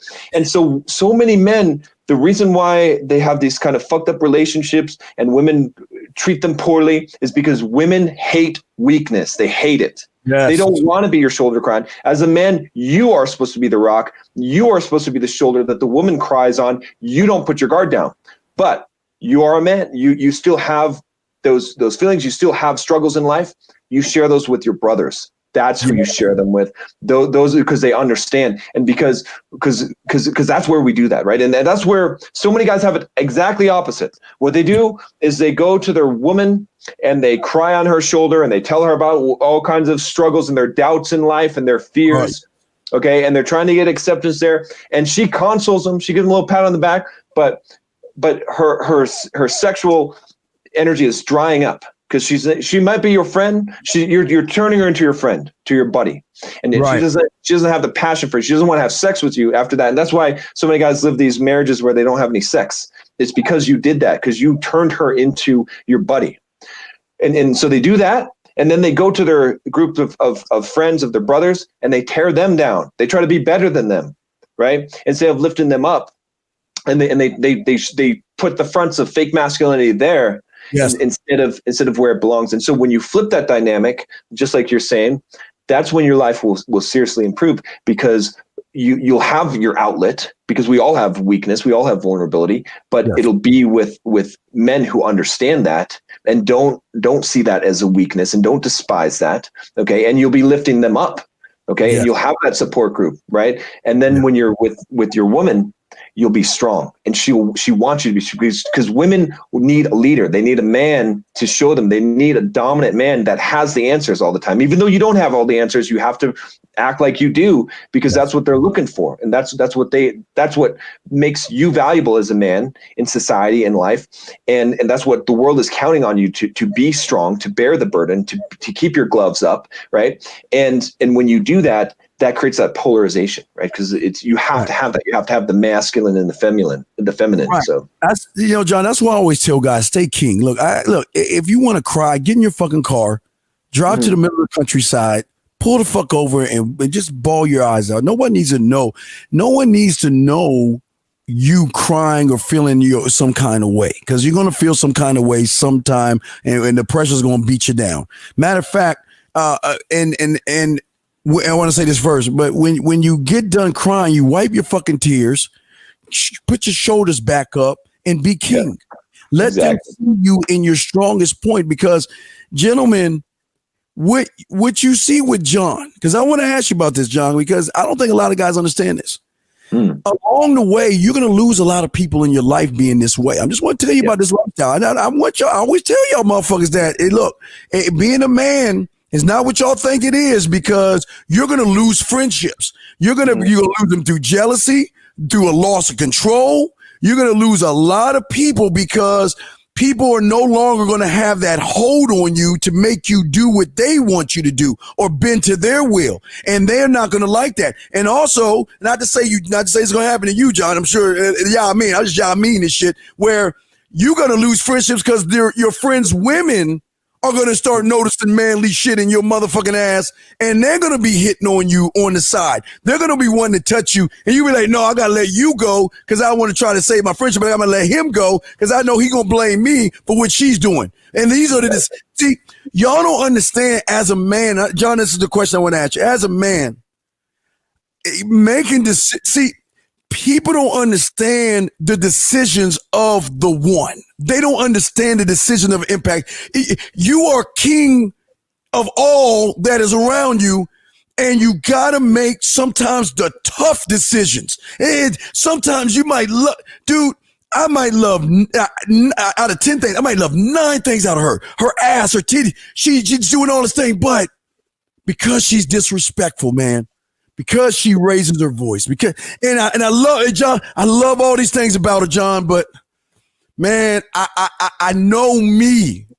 I can't live with myself because I love myself too much to allow somebody to disrespect me in my castle. So I've got to make that decision. So what I'm asking you, John, I want you to talk about it, because when you were making your metamorphosis to this motherfucking Greek god that you are right now, this motherfucker left the slums and he got a place on the left corner, northeast side on the island of Ass and Titty. So y'all will be John, he on the northeast side sector with all them bitches. But John, talk to me about when you began to change, because when change happens, John, you really don't notice it first. It's like everybody else starts to notice it. John, is it your hair? Is it your clothes? Is it your cologne? Talk about that, John, and talk about if there were any struggles of the decision that, oh my God, now that I'm becoming more one with myself, I've got to make more tougher decisions and do things that I never imagined I had to do, John. Talk about that, brother. Yeah. So definitely, when I first, it's kind of like crabs in the bucket, right? It's like, the crab, the greatest sin that a crab can commit is to make a leap for the rim of the bucket, right? As soon as when you have a bunch of crabs in the bucket, if one crab tries to crawl out, the other ones pull them down, right? Yes. Yeah. And that's what happens when you change your life, right? So everyone is used to who you are, and they will challenge you. They will push back. They'll say, you're being fake. This is the thing. That's not the real you. You're not being authentic. You're being fake. You're a poser, right? Why are you trying to be fake? Why are you trying to be someone you're not? Why don't you just be yourself, right? And it's because they're threatened. It's because they want to keep you where you are, because when you grow, when you make that leap for the rim of the bucket, it makes them look at themselves and realize that they're still stuck there, and they feel better if no one escapes. They feel better if we're talking about the prison of the mind, if everyone's in that prison, because they know that they're in that prison. They don't want to see someone leave, because then they have to feel like that they should be doing something to change their lives and to get what they want out of life. And so I went through that a lot. I lost a lot of friends. In fact, like you said, I started creating standards for myself. I said, you know what? If you don't treat me with respect, if you're not a net benefit to my life, you're out of my life. Ooh. Right? That's it. And I cut off so many people. Because I had a standard. I said, and it doesn't mean I let you know. I say, hey, I don't appreciate you talking to me like that. Okay, that's it. That's your warning. That's it. I don't need to threaten you. That's it. You keep doing it, you're done. That's it. I just walk away. Like, what happened to John? I'm not even giving you an explanation. That's it. I already said my piece. I only need to say it once. That's it. I say things one time. Okay, and that became my standard. And because of that, I cut a lot of people out of my life. But a lot of those people didn't deserve to be in my life. Now, if you're willing to listen to my standard, if you're willing to treat me with respect, right? If you're a net benefit in my life, you can be in my life. You can come back to my life if you're willing to comply to my standards. I had a falling out with my dad for a long time, right? Because I set these standards, and he would always guilt trip me. He'd always try and berate me about things. I said, look, I was on the phone with him one day. I said, you know what? I don't appreciate this. I don't appreciate the way you're talking to me. I don't appreciate being guilted. And so, blood is thicker than water. I said, I love you, Dad, but as long as you continue to talk to me like this, I'm not talking to you. Wow. And he got mad. He got, how could you say this? You're my son. All this stuff. I understand from that perspective. But I said, I'm not angry at you. I'm not angry at you at all. But I just have standards for my life, and I don't allow people who talk to me the way that you're talking to me to be in my life or to treat me this way. And we didn't talk for 2 years, but eventually he came around and he said, you know what, I want to be in your life again. And he started treating me with respect. He stopped guilting me. And that happened with a lot of people in my life, because when I first started making this change, a lot of people, they're going to test you. They push back on you. They're going to see if you're for real. Women will especially do this. They will see if you are for real. Because if you're not a man in a relationship right now and you start acting like a man, she's going to go for your nuts. Because she had him in the jar. She won't want to put him back in the jar. She's going to test you. She's going to say, oh, you think you're a man now? Oh, you think you're an alpha male? You think what? Oh, you're dominant. Oh, you're dominant. Oh, okay, yeah. Oh, you're a big shot now. Okay, right. And she's gonna see if you fall down. And most men, they're gonna be like, and they're gonna crumble, right? But you got to stand your ground. You got to stay with it. You got to say, not only am I the fucking man, but you can get the fuck out. That's what you got to do, and you got to mean it. It's not a threat. It's not a bluff. You got to fucking mean it, because you got to make a decision in your life to say that you are not willing to have people in your life that are not meeting your standards, that are not giving you a benefit in your life. If someone's going to treat you like shit, they're gone. No second chances. That's it. They're gone. Right? If they want to treat you right, that's fine. And when you do that, you're going to lose a lot of friends. You're going to lose a lot of relationships. Women are going to touch you. Everyone's going to push back on you, but you got to hold your ground. And I had to go through that period. But guess what happens? And you see this, okay? Because you see it. You can walk down the street right now, and you'll see some guy walking down the street without even knowing him, and you'll be like, I would not fuck with that guy. That's a badass motherfucker, right? And you're not gonna fuck with that guy. You see another guy walking down the street, and you're like, I could push his ass over. I could do whatever the fuck I want to him. He wouldn't say shit. He would apologize to me, right? And people sense it on you. And when you become that man, and you truly become that man, people stop trying to take advantage of you. They stop fucking with you. They're like, I'm not even gonna try and fuck with John, because I know he's just gonna fucking walk, or he's gonna do what he wants. There's no point trying to guilt him. There's no point trying to play fucking games and manipulate him, because he's just gonna do what he wants. And that's the guy I became. And it took a while, but once you establish that pattern with people, they'll fuck with everyone else. They will run over everyone else. They will take advantage of everyone else, but they know they can't get away with shit with you. And they will start to respect you. But that's how you want to learn how to earn respect. That's how you do it. You have to have respect for yourself first. You set standards, and you mean it, and you hold the standards, and you don't make threats. Yeah, John. See, it seems like today a lot of these young men still have they have the umbilical cord attached to mom because they never made that cut. You know what I mean? Made that cut to say, I need the separation. I don't need to, I shouldn't be relating to you anymore. I shouldn't be emotional like you with no accountability, crying, bitching, moaning, and being a victim. But it seems like they take the umbilical cord out of mommy, John, and then they go to YouTube and they look for a man like mommy that they can connect the umbilical cord to say, okay, you're going to be my new surrogate mother. I'm going to follow you and things like that. And even when they meet a man like you, John, that you just walk over and say, just chop that shit, right? And they get chopped. A lot of these young boys are afraid to say no to mom. They're afraid to say, you know, like you say, your dad guilted you. But for a lot of these boys out there, because maybe dad isn't around, their guilt comes from mom. I worked 2 jobs. I gave you clothes. I gave you this, or mom tells them how to have their clothes or who to date and how to live their lives. And I understand it's a pressure for a lot of these guys, but it seems like a crackhead. You know, when you're attached to the surrogate mother, which is a man that's telling you to be more feminine than masculine, what happens is you protect him. Like, okay, I'm gonna give you an example. When everyone got mad at you, when you said you were going to 21, they got mad at you. People were not mad at you. They were mad because they think you were hurting mommy. You see what I'm saying? Exactly. It's like they took the position of, I'm going to protect mommy. So what I'm going to do, if mommy doesn't like you, I'm not going to, wait. Remember, I like you at first. Oh yeah, hey man, it's John. Yeah, Bulldog Mindset. Woohoo! And then if mommy mad, oh, fuck Bulldog Mindset, man. You ain't shit. You, and that's the, wait, give a shout out to White Chocolate. Hold on. Oh. hey, White Chocolate, we got another brother. Hey, White.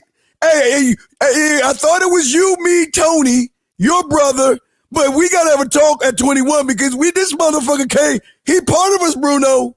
Bruno, my dog, White Chocolate. Love to you, man. But what I'm saying to you, and I want you to talk on this, the young boys, they want to protect mommy, and they want to protect mommy and a man that's doing more harm to him, uploading poison into these boys to hate a man like you. Even like my boy George Bruno, let me pop him up. Even George Bruno gets it. I mean, men are under it. It's like, God damn it, you make me so excited and shit, dog. I just, hey, George, you know I get around motherfuckers I love, man. So, look, when we as men, when we're giving good information that challenges these young boys to be accountable, it seems like there's a fight, like they don't want to be accountable, and they rather listen to the bad information and protect that when they love you, when you were alone with everybody. But now you're an independent thinker. You're the scourge of the fucking earth. What say you on that, my brother? Yeah, no, it's a big problem. Like I said, I think, and a lot of it comes from just not having the balls to say no, to take a stand, right? Here's a good exercise that I give guys, actually. Okay, because we all encounter this, right? Homeless person comes up to you and says, hey, you got $1? What do most guys say? They say, oh, no, I don't have it on me. Oh, I'm sorry, right? You know what I say? I say, yeah, I got $1. I don't want to give it to you. That's it. Practice doing that. I'm not saying sometimes I'll give a homeless guy $20. Okay, I'm not saying don't be generous. What I'm saying is practice saying no. Yes. Practice letting someone feel uncomfortable or you feeling uncomfortable. Okay. Yes. Do the same thing with women. Okay. Yes. She asks you for something. Say, no, I don't feel like it. I don't think so. No. That's it. Don't just fucking give people everything. Don't just be nice. Don't just be polite for being polite. Yes. In fact, here's another exercise, right? When I write an email, okay, let's say that there's an email that I didn't respond to for 3 days. Yes. First thing I start typing is, oh, I'm sorry. Oh, shit. Don't say I'm sorry. Okay. All right. And then the next thing I say is, I had a lot of emails. Oh, now I'm giving you an explanation. No explanation. What you need to do is just type, just respond to the thing. You don't apologize, you don't explain, and you don't complain. Okay, that's what a man does. He just is. He just does what he does. He owns his actions. Okay. Yes. It's very rare that I will apologize. If I truly made a mistake that I didn't intend to do, I will apologize. And if I do apologize, I will tell you what I did, how it made you feel, and what I will do to remedy the situation. Yes. But in many cases, I don't need to apologize because I'll just skip to step 3 of remedying the situation. Okay. Yes. But guys are trained to apologize because they feel uncomfortable or someone else feels uncomfortable. Right. Yeah. You own the shit that you do. You own your actions. And so again, a lot of this stems from guys not being willing. They can't cut the cord because they're afraid of making other people upset. They need the approval. They need the validation from women, or they need the validation from the surrogate father figure, right? Yes. Their mother on the internet that's a man. And they can't stand to not get that validation. They can't stand to displease someone, for them to dislike them. And so they do all this shit and they jump through all these hoops and they don't learn who they are as a man. So you have to cut that cord. You have to decide. And in fact, even with your own mother, you got to say, look, I'm not saying hate your parents, but you know, Jesus had something to say on this, right? And he said that, like, if you're going to follow me, you got to, forsake your mother and your father, right? And what he was saying that, like, you have to stand on your own. You have to make your choice, and it doesn't mean you hate them. You don't need to hate anyone. As a man, you don't need to hate anyone. Right. What you need to do is stand your ground, and you can respectfully say, you know what? I understand where you're coming from. I get it.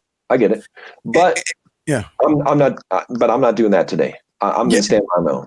So. See, and guys, this is what I see, guys. John is showing you what I was telling you. See, when you're a man and you make a statement, you own it, you live by it, you stand by it, you protect it, and you die for that fucking statement, because that's who you are. And this is what I'm fucking trying to tell you. This is what he's saying. He doesn't, when I do something, I don't have to apologize to you. I don't have to say I'm sorry, because I'm not sorry, because I chose to do it because there was unlike most of you guys, if you think it and do it, then you real about that shit. But if you do it and you ain't thinking or don't know why you're doing it, and you can't stand on the why, and you can't stand by that shit, then you're going to be the first one to say sorry, because you're like, oh, well, I'm sorry. I didn't mean it. I'm sorry, Mom. Mom, I'm sorry. I know you're upset now, Mom. And no, I want to make it better. No, Mom, I love you. I appreciate all you did. But Mom, let's be honest here. I didn't ask to come here. You had me. So I was your responsibility for you to clean, cook, shelter, and put clothes on me. And I just say this out of love. I love you, Mom. But Mom, I'm my own man. I know you're going to see me as your baby, but you can't talk to me like that anymore. You can't tell me what to do anymore. And Mom, as much as I love you, like John said, Mom, as much as I love you.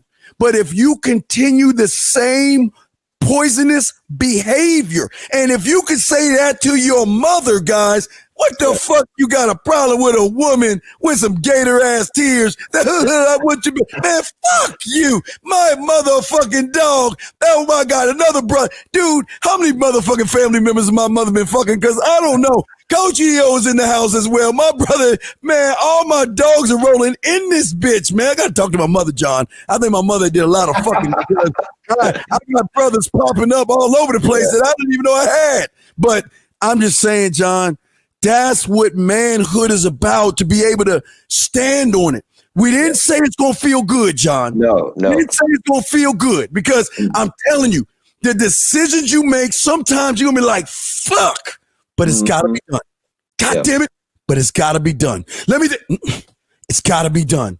And I'm going to do it, and I'm going to stick with it, and I'm going to move on to the next chapter. But I'm damn sure ain't going to apologize. I'm not going to bend over backwards, and I ain't going to try to make it right. But like you said, John, we're not perfect. We fuck up. Hell, I remember back in 83 when it was 83 when Danny White got knocked out by Dexter Manley in the NFC Championship. I had a girl, I felt like I was like a cry like a little bitch, because I love the Cowboys. But I was mad at her and shit, and then she had no right for me to be mad at her. But you know what? As a man, I own that shit.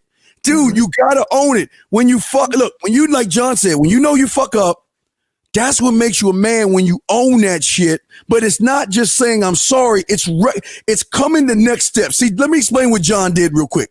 John said what he said, but he took it one step further. He solved this shit. He said, look, I fucked up, but this is what's going to happen. This is what we're going to do. We're going to get this shit solved, and we're going to move the fuck on. That's what men do. John, what say you, man? Yeah, 100%. That's it. It's about owning your shit, whether you're wrong or not. Because sorries are for accidents. If I accidentally bump into you, then I say I'm sorry because it was an accident. But everything that I did it on purpose. Right. Yes. It wasn't an accident. So I own it. So I don't need to. What I do need to do, part of owning it, is fixing it if it needs to be fixed. If I fucked up, I'm going to fix my shit. Okay. Yes. So you're not even going to know. You're not even going to know because you're going to see the fucked up thing I did. And then you're going to see me fixing the shit. And that's it. I don't need to say anything about it. Right. Saying anything about it. You know why people apologize? I'll tell you why men apologize. It's to feel better about themselves. It's not to actually. It's not authentic. You're not trying to help the other person. You're trying to feel better by yourself, or you're being pressured, right? You see all this apologizing with the cancel culture and the bullshit that's happening today. Those aren't real apologies. That's I don't want to feel the pain of having people dislike me or the financial pain. That's bullshit. That's not being a man. That's not standing up for yourself. You got to own your shit. And you're right. The decisions are hard. It will hurt. I'll tell you one thing I got with my other company, with Simple Programmer on Twitter. I got into a thing on Twitter and I said some shit to some people and it got fucking screenshotted, right? And I have a best-selling book in the software development industry that's that's sold like 100,000 copies, translated into like 8 different languages. Okay. Cool. I got a bunch of courses that I created that generate me a lot of royalties, right? Yes. And these people with the cancel culture, they went to my publisher and they went to the company that had my courses and they said, if John doesn't apologize, take his shit down.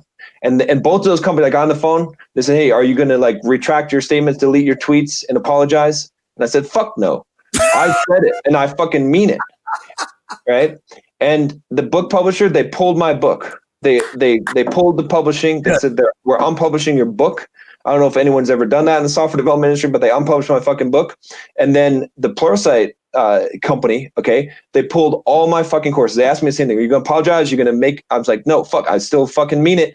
It doesn't fucking matter if you put pressure on me, put the screws. You want to cower to the fucking mob, you cower to the mob, but I'm not cowering to the mob. We're going to take all your courses. You're making the whole fucking thing ended up costing me probably $300,000-$400,000. But you know what? I said, fuck it. I don't care because I could have the $300,000-$400,000 and I could be sitting on that and I could be fucking partying and having a good time with my $300,000 or $400,000. But I would have to give up my fucking self, my dignity as a man, my pride in order to. And you know what? My pride doesn't have a fucking price. I would lose every fucking thing before I'm going to lose my pride because that's what it is. And it's a hard decision. Okay. It hurt. I'm going to tell you, I like money. All right. I like money. Yes. All right. I like what money can buy. But at the end of the day, I had to make that decision because that's my word, because that's who I am. And that's where I stand. And I'm going to make that decision because that's my standard, because I'm not going to fucking cower. I'm not going to apologize when I'm not sorry. And, and it's going to hurt. And if you make these decisions in life as a man, it's going to be pain. You're going to feel a lot of pain. A lot of people aren't going to like you. You're going to lose relationships. You're going to lose girls. You're going to lose friends. You might lose some family members. Okay. Yes. You're going to suffer financially, but you will have your pride. You will be the man. You'll be your own man. No one, because once you make one of these decisions, right? If I went to the book publisher, if the book publisher said, hey, John, publish this retraction or this apology statement, they fucking own me. Right. No one owns me. As soon as someone can twist a knob on you, if they can say, I'm going to take something away from you and you respond to that, when you make that decision, you become a slave. You become your own. They own you. If someone can control you, if someone can give you something or take something away from you and make you do something, they fucking own you. Yes. Absolutely. John, I'm going to do a quick commercial again. We'll be right back because we can talk about some more. Do you want to develop core confidence, maximize your health, and discover the secrets to becoming a self-made man? The Bulldog Mindset membership will turn you into a leader. Listen, guys, the only way to do this is by shifting your mindset to the Bulldog Mindset. Start transforming your life in 63 days or less. Join a community of daring action takers, men who make moves. The Bulldog Mindset membership will help you discover the secrets to working without motivation, and you'll learn how to boost your productivity. Learn how to escape your financial prison, even if you don't have a business idea yet. Master the one essential technique to dominate all social interactions. Gain the exact roadmap to maximize your looks and health. The Bulldog Mindset membership is everything you need to know in one spot. Guys, it's all about being a masculine man in his prime with over 56 plus hours of training content and much more. Join today. The time to act is now. What up, though? It's your boy Paige Kennedy. You already know what it is, and you're listening to the manmindset.com, dating help for men with your host, Steve the Dean Williams. What's up? This is T.O., and you're listening to the manmindset.com, dating help for men with your host, Steve the Dean Williams. This is the Shark Damon John, and you're listening to themanmindset.com, dating help for men with your host, Steve the Dean Williams. We are here with my motherfucking long lost brother. I don't know where I still got to talk to mom or Mother's Day about that, but we're here with John from the Bulldog Mindset, talking some motherfucking fire ass game here. John, I always say this, man, that there's three. I always talk about the three laws. I always tell young men out there, okay, there are three laws that every man must follow. The law of the land. And I always tell them, if you kill somebody, you get fucking caught, 48-hour shows and shit, your ass is going to jail. If you're riding in if you're in a 20 mile an hour zone and you're driving 75 miles an hour and a cop catches your ass, you're fucked. And last, the law of the job. If you go to the job, you signed on to do what they tell you to do. That means you got to follow their instructions. Now, with that being said, John, I always tell them, and I want to get your take on this. I tell them outside of those three fucking laws, you create your own law. You can create what you want to create. But let me say this to y'all dumb motherfuckers out there. I ain't saying you'll create a law that you got to walk up to a woman and grab her titties and ass, motherfuckers. I know some of you motherfuckers think that's stupid shit. But no, what I'm saying is that I can create a world, my own world, that if you want to be a part of my life, you're going to have to respect my laws, my rules, my codes, my principles, and my boundaries and things like that. And when you meet a woman like a job, I need to let her know this is what the fuck you getting into, because I'm not the next guy. I don't believe in disrespect. I'm a drama-free man. I'm a I'm a sci-fi nerdy motherfucker. I can't eat cereal no more because I'm lactose intolerant, John, but I can't eat cereal no more. But I love SpongeBob. I watch cartoons. I play video games. I'm 49 years old. I'm a big-ass kid. I love to have fun. But don't take my fucking kindness for weakness, because let me tell you something. I will get rid of your motherfucking ass quicker than I want you in. But, John, let's talk about John's laws, rules, and codes. What makes John, brother? So I like the idea of rules, right? So I create my own rules. I create rules for myself. And I think it's really important to have that. So, even when I was working on my own, right, in the business, what I do is I wake up at a specific time in the morning. I do my run, I do my workout, and then I work until a specific time. And those are my work hours. And a lot of times, a lot of my friends will say, well, why would you do that? Like, you could just work whenever you want. You can work at night. You could do whatever, right? You got to create those rules for yourself. For a long time, for 4 years, almost 5 years, I ate one meal a day. That was my rule. Okay. That was my rule for myself. I fasted until dinner and I only ate dinner. That's it. Okay. I stopped doing that when I started training for this 100-mile, because it's not as good for that. But I held it for 4.5 years, and I have a lot of rules that I create for myself, because here's the thing about creating rules for yourself is that our judgment sucks. Right? My judgment sucks. If I have to make a choice between eating chocolate cake or eating egg whites for breakfast, I'm going to choose a chocolate cake. Right? All right. I'm going to make bad choices all the time. Right? Even same thing with women. Right? I'll make bad choices. Right?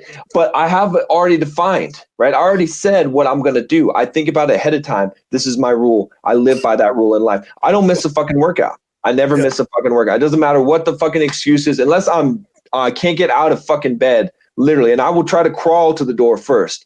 But if I can't get out of bed, I don't fucking miss a workout. That's my rule for myself. And it's life or death. And I never disobey that rule because that's what makes me who I am. It's those little things because I know that my judgment, right? As soon as you start relying on your judgment, you're fucked. You're going to make the wrong decision. So you have to pre-make decisions ahead of time. Yes, and like you said, like you've got the rules that you have to obey in the world that exists without you. Otherwise, you're going to have fucking consequences, right? And the laws of nature you can't deny. In fact, what's interesting about the laws of nature is like the reason why we are saying the same shit, why we connect, is because it is we are discovering the laws of nature. This is how the world really fucking works.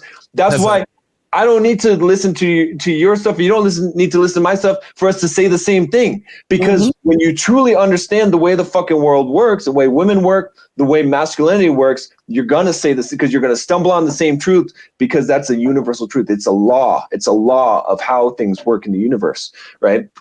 And so you have to respect those laws. But aside from those, you can create your own. You create your own reality. We call it frame a lot of times, but people will accept your frame if you believe your frame and if you live it. But if you don't live it, if you can't live your own rules, you can't expect someone else to live your rules, right? So that's how people will judge you. They will say, again, when I judge a man, I don't judge a man based on my ethics or my rules. I judge it by how well does he conform to his own principles. Say it again, please. I'm sorry. Say it again. I'm sorry. I judge a man by not how well he conforms to my principles, but how he conforms to his own principles. And that's key because that's character, right? And that's how women judge you. That's how men judge you. And that's how the world will judge you and decide. But if you can't stick to your own principles, if you violate your own principles, then you have no place to set rules for other people, to expect people to because you can't respect yourself, you can't expect a woman to respect you, you can't expect another man to respect you, you can't set those rules. So you have to start with disciplining yourself and setting rules for yourself, and then only then you can give your frame or require other people to conform to your rules. How many ways can you bitch about a woman, dog? I've never understood that. How many ways can these guys complain about women? How many ways can they do it to for someone to realize, wait a second, what are you teaching me? What are you showing me how to tie a tie? Are you showing me how to fix a tire? Are you showing me how to fix up my house? Are you showing me how to put a watch on? Are you showing me the right color coordination to go with this color versus that color? What are you teaching me if all you're doing is bitching about women? And John, women don't have nothing to do with the game, John. Exactly. They don't have to do with the game. John, wait, but I want to ask you this. Now, John, real quick, because I know John is going on his run and everything, but John, I know we boys, but if you need me to hire somebody to get that Kenyan guy out the way, I mean, just John, just a little shot in the knee. John, look, John, I'll do the work for you. John, look, I got you, man. Just look, I'll get to the Kenyan mother, and I'll take you out his knee. You go and win. I guess, John, we rooting for you. We all the chat room dogs, we root for your motherfucking ass, John. And even if you come last, we appreciate you because you're going to give it your all, man. Dude. Yeah. But anyway, I just want to say that. But John, man, it just doesn't make, John, it's just like, it's like we're the bad guys here, John. So we're trying to teach these men the right way to do things. And the bad guys that are teaching them wrong are the good guys. I know it. What is that, John? What is that? It's because the path that we're teaching is the hard way. It requires. It's difficult. It's not easy. It's easy to point the finger and blame society and blame women and blame other people and say it's not my fault, and to be in a group of people that are telling you the same thing, that are consoling you because they experience the same kind of shit in life, right? In failure, and to say it's okay because they're lowering the bar. We're raising the bar. They're lowering the bar. Yes. If you lower the bar, you're going to be popular. People are going to love you. Right? Because you're saying, oh, you're good as you are. Oh, yeah, it's not your fault. Yeah. Women, it's women. The fucking bitches, you can't trust them. They get too much validation, whatever kind of bullshit excuses. It's not your fault, right? That's the message that people like to hear. They don't like to hear the message of, hey, the bar's up here. You got to fucking climb. right? Yes. You got to make yourself better. You got to do the hard work. You got to do what's required to become Yes. a man. You're not a man right now. They don't like to hear that. They like to hear the message. Some guy was just making a comment video on one of my videos, and he's like, oh, I'll teach you. You say, I'll teach you to be a man. He's like, if you just have an XY chromosome and you're 18, you're a man. I'm like, no. Man. That's the message that these guys want to hear, but that's not the truth, right? And here's the thing. Here's how you can test this shit. See what works. Because you could do what these charlatans tell you and take the, bitch about other people. And are you getting what you want out of life? Because you know what? I'm getting what I want out of life. I'm living the dream. My life couldn't be fucking better. I got everything I want. Okay. Yes, and everything. so if you're following someone and you're not getting everything you want, and you're living a miserable, unhappy life, fucking sex dolls and watching anime, jacking off in your mom's basement, okay? Don't tell me that you're happy. You're not happy. You're not happy. You're not getting, I guarantee you, if some smoking hot 21-year-old girl comes up to your mom's basement, knocks on the door and says, I want to fuck you, you're not going to be like, oh, I'm MGTOW. I don't think so. That will go right out the fucking window. So if you're not living the life that you want to live, then you're following the wrong person. You're taking the easy path. There, you got to choose the fucking hard path in life. That's what it is. But when you do that, then you can get what you want out of life. You can get all those things, and more importantly, like I said at the beginning, you will have pride. You will have pride in yourself, and that is the thing. At the end of the day, when you go to sleep at night, it doesn't matter if the world thinks you're a success. It doesn't matter how many women you fucked. It doesn't matter what kind of car you drive, or what kind of house, or how much money you have in the bank. It matters whether you feel like you did what you could do, whether you lived up to your potential, and only you know that, right? Yes. And so no, there's no cure, there's no lottery, there's nothing that you could win or get in life that's gonna be a substitute for that. That's your pride as a man, and you have to earn that shit. It's not given to you. You have to earn it. Yeah, I try to tell these guys. I mean, I tell them all the time, don't believe me. I mean, you don't know me. Don't believe me. Just see it for yourself. You know what I mean? I'm like you, John, and I don't want to speak for you, put words in my mouth, but I feel like we just put the weapons on the table. We're like, you don't, John and I feel that we don't say be me. Don't be like John. Be like John, talk like John, tap like John, dance like John, run like John. Be like, no, we don't do that type shit because we are our only one. We can only be us. That's all we can be. We can't be anybody else. But so many young boys are being the 3, the 4, the 5, and the 6. When you got 10 guys that have different channels that say the same thing or regurgitate, it's like you know how birds are or animals when they chew food and then they go to the little baby bird, they spit that shit in its mouth. It's like they're spitting the same thing over and over again, and it's a cycle that's going on and on again. And these young boys have no idea that these women are not fucking stupid. I don't know what they were drinking to realize that these women know game. Yes. Bulldog, they know game, baby. They dude, y'all don't know. Y'all think these women are stupid. Y'all think, I hurt my ankle. They like, bitch, I'm gonna see how I can get this motherfucker to buy me a brand new car, pay my rent, and shut the fuck up without me giving any pussy. Oh, I'm just a good girl, and they'll tit their head and they'll hold a puppy dog. They'll look like they don't know a goddamn thing. But don't get it twisted. Don't think those women aren't watching those shows. They're eyeing those shows to see back. See, John, I came with this new thing that I came with called algorithm in these guys. The women know the algorithm of an average male. Yes, they do. But they don't know John. I'm going to use you as an example real quick, John. Get your take on this. They don't know you because there's no algorithm on you, because there's no book on you. There's no rule book on you. There's no troubleshooting guide on you because she's never met you before. That's what fucks them up and makes their little pussy tingle and makes them want to come because it's exciting to be around a man and not these boys. What say you, John? 100%. Because the thing is, and the thing about it is that and this is just important to have in life, is this ability to let go, to let anything leave your life, to not be dependent on anything. If you're dependent on anything or anyone, then you're controllable. See, because women will control you. They do have game. You're right. They were born with fucking game. Okay. We have to learn game. All these guys thinking that these bitches are dumb. No, they have instinctually, they can fucking manipulate the shit out of you. Okay. So, but the only way that anyone can ever manipulate you is they have to have something on you. They have to have their hooks in you. Okay. And the only way that someone can have their hooks in you is if they have something you want.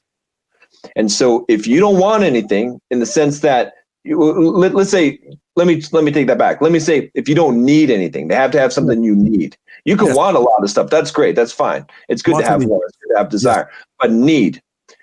If they don't have something that you need, they can't control you. No one, man or woman. And so many men are controlled by women and by their game because they have something that they need. And so if you're a man that says, I don't need shit, you can come or you can not come. It doesn't fucking matter to me. There's 10 other bitches lined up to see me. It doesn't matter. I'm high value.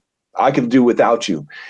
If you have that mindset, you can't be manipulated. You're immune to the game. They don't know what to fucking do. There's nothing they can do to you because it doesn't matter. And not only women, but anyone. They can't control you. They can't you can't let people get their hooks in you.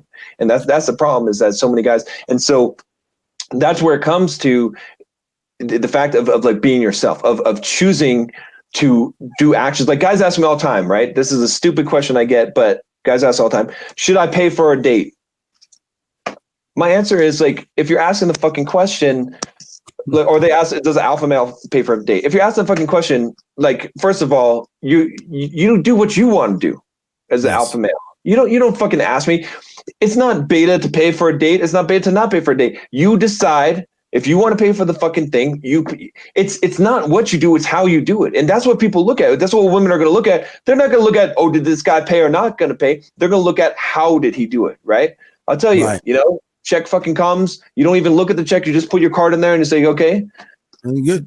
That says, I don't even give a fuck. I didn't even think about it because I don't even fucking care about a $50 bill, $100. Fuck that. I don't even give a shit. Okay, that's sending a message. If you take the check and you're like thinking, should I pay this or not? Like, all right, I'll pay it. She's looking at you and she's thinking she's this cheap fucking bastard, right? Or if you say, let's go Dutch on this thing, that doesn't make you fucking alpha. Doesn't make you. But if she's being a bitch at the dinner and she's disrespecting you, and then you're like, all right, here, let me see your card. Then you're sending a different message, right? So it's up to you. You have to decide. And that's the thing, is like, so many men are looking for other people to give them direction, and looking for women to give them direction, or they need something, or they're doing things because they don't want to upset her, because they're not going to get sex, they're not going to get laid. So they're careful. Whether she brings up politics on a date, and then they pretend to be the same political persuasion as the chick. They don't say what they're really thinking. Fuck, because they're trying to get pussy, and it backfires. Then she's manipulating you, right? You got to be like, so what? So what if she walks out in the middle of the fucking date?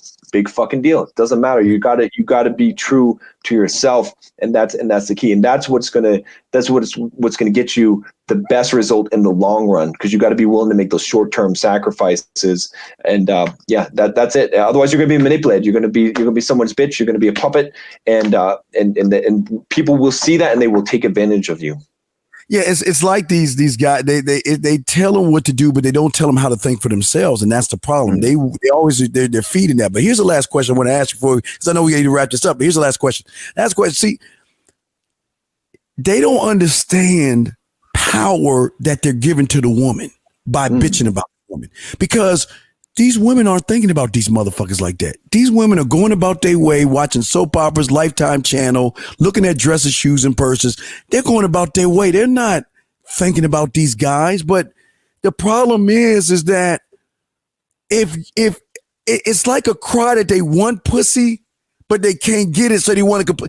Like I said, John, it breaks my brain. I can't overstand it. Not even understand this shit, John. That it's like you're complaining about women, but yeah, you ain't trying to fuck no women. It's like y'all are banding together, spewing poison, scaring these motherfuckers, and talking. but in talking about women, but they don't understand the power that they're giving. It's like these women are getting power by men that are giving it away to them because they're making it all about John is about John. John isn't about a woman. I'm about me. I'm not about a woman. A woman doesn't define me, nor you, John. I know she don't define your ass. But why does a woman define these guys? Why does everything they do gotta be a woman's fault, John? That's the last question. Why is that shit, man? Why, man? Because it gives you an excuse, because it's easier to blame someone else, like I said, instead of taking responsibility, instead of doing what you have to do and doing the hard shit, right? I mean, most of these guys, and I work with guys and I coach guys, and people always ask me, what's the number one thing that you coach guys on in dealing with women and like in getting laid or pick up and stuff like that? And it's kind of funny because it's real simple. 90% of it is just approaching because they're fucking afraid. That's it. Like the rest of the stuff, yeah, there's a lot more game than that, but you can't even get there if you can't even approach. And a lot of these guys that bitch about women, they're scared. They're scared of women. They're scared. They don't have experience, right? If you want to find the nature of women, don't look for guys that are in their mom's basement whacking off to anime dolls and whatever, and listening to old guys' stories of divorce rapes in order to understand women, because they don't have experience with women. Look for a guy that at least look for a pickup artist or someone who has been with hundreds of women, who knows what the nature of women are. That's a person who knows the nature of women. They dealt with a lot of women. Not some fucking guy that is an incel, pretending not to be an incel. That's it. Nice. But brother, go ahead. I just want to say, but that's it. And I get so frustrated with it too, because it's like you can blame women. It's like going fishing, okay? Yes.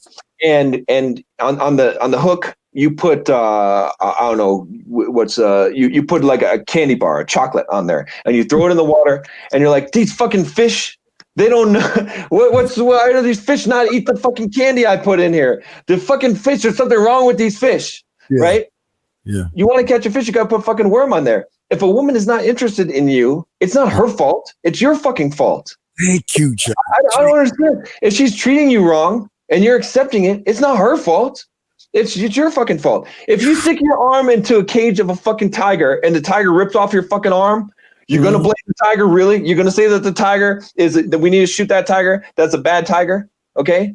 That's the nature of a fucking tiger. Women have a nature. It's not malicious. They're not doing it to hurt you. They're not doing it because they hate you.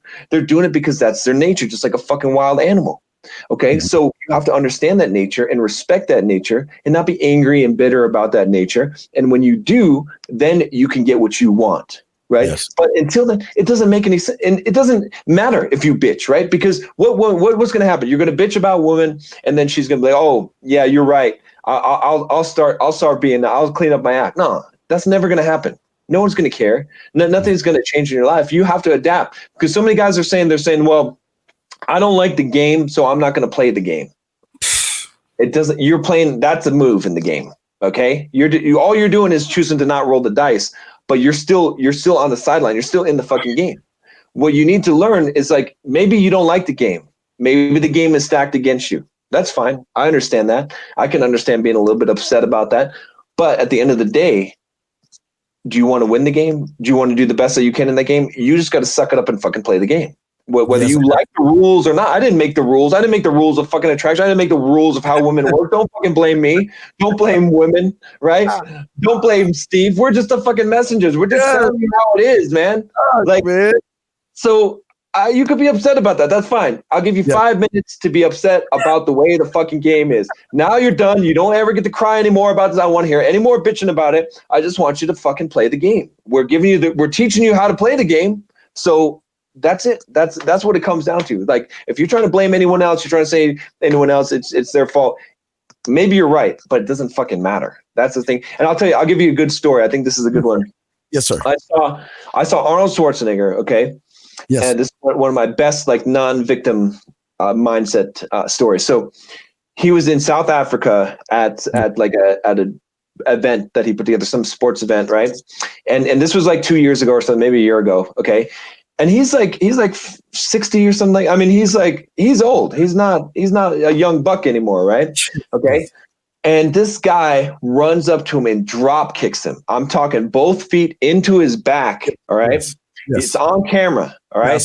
You can see the pain in his eyes. Oh, right. He fought, and that hurt. I don't care who you are. Yeah. You're a 60, 70-year-old man. That fucking hurt. You didn't expect that. You didn't see that blow coming. I've been kicked. That hurt. Okay. So the next day or so, I see he either tweeted or I think they had him on an interview on camera, and they're playing the clip and they're asking him, they're like, oh, what did you feel? Are you going to sue him? Are you going to press charges? How did you feel getting kicked? And he said something like, oh, I got kicked. I didn't notice. I didn't even notice. Some guy kicked me. I just thought someone bumped into me. Right. So he won't even acknowledge it. Yes. He's not going to be the victim. He just got fucking drop kicked, okay, by some guy. Okay, most of these guys that we're talking about, they would have been on camera and be like, oh, yeah, that guy, he fucking kicked me. Oh, it hurt so bad. Oh, I'm going to sue him. I'm going to press charges against him. He had no right to do that to me. I can't believe he did that to me. That's what they sound like bitching about women. Arnold Schwarzenegger said, fucking kick me. I don't know. I didn't feel it. He won't even acknowledge that shit. So yes. If a woman does some shit to me, I'm not going to fucking cry about it and tell everyone how weak and pathetic I am. I don't want pity. Pity is the worst human emotion that you could possibly get. You kill me before you give me pity. Never give me pity. If you give me pity, we're going to fight. We're going to fight because I don't want pity. Okay. But these guys want pity. Pity is the fucking worst. That's the lowest you could ever be, is when someone pities you, they think the worst of you. If you pity someone, you think horribly of them. I don't want pity. These guys are whining. They want pity. They want someone to acknowledge. A woman does some shit to you, you pretend like it didn't happen. You're never the victim. You never allow yourself to be a victim. Someone robs my shit, I'm just going to say, oh, I lost it. Yeah, I'm not going to fucking even acknowledge that shit because I don't want people to see me as a victim, because when they see you as a victim, they will victimize you. And you think women can't smell fucking victims? They can. They see a guy coming and they're like, oh, this guy, he's going to pay for my shit.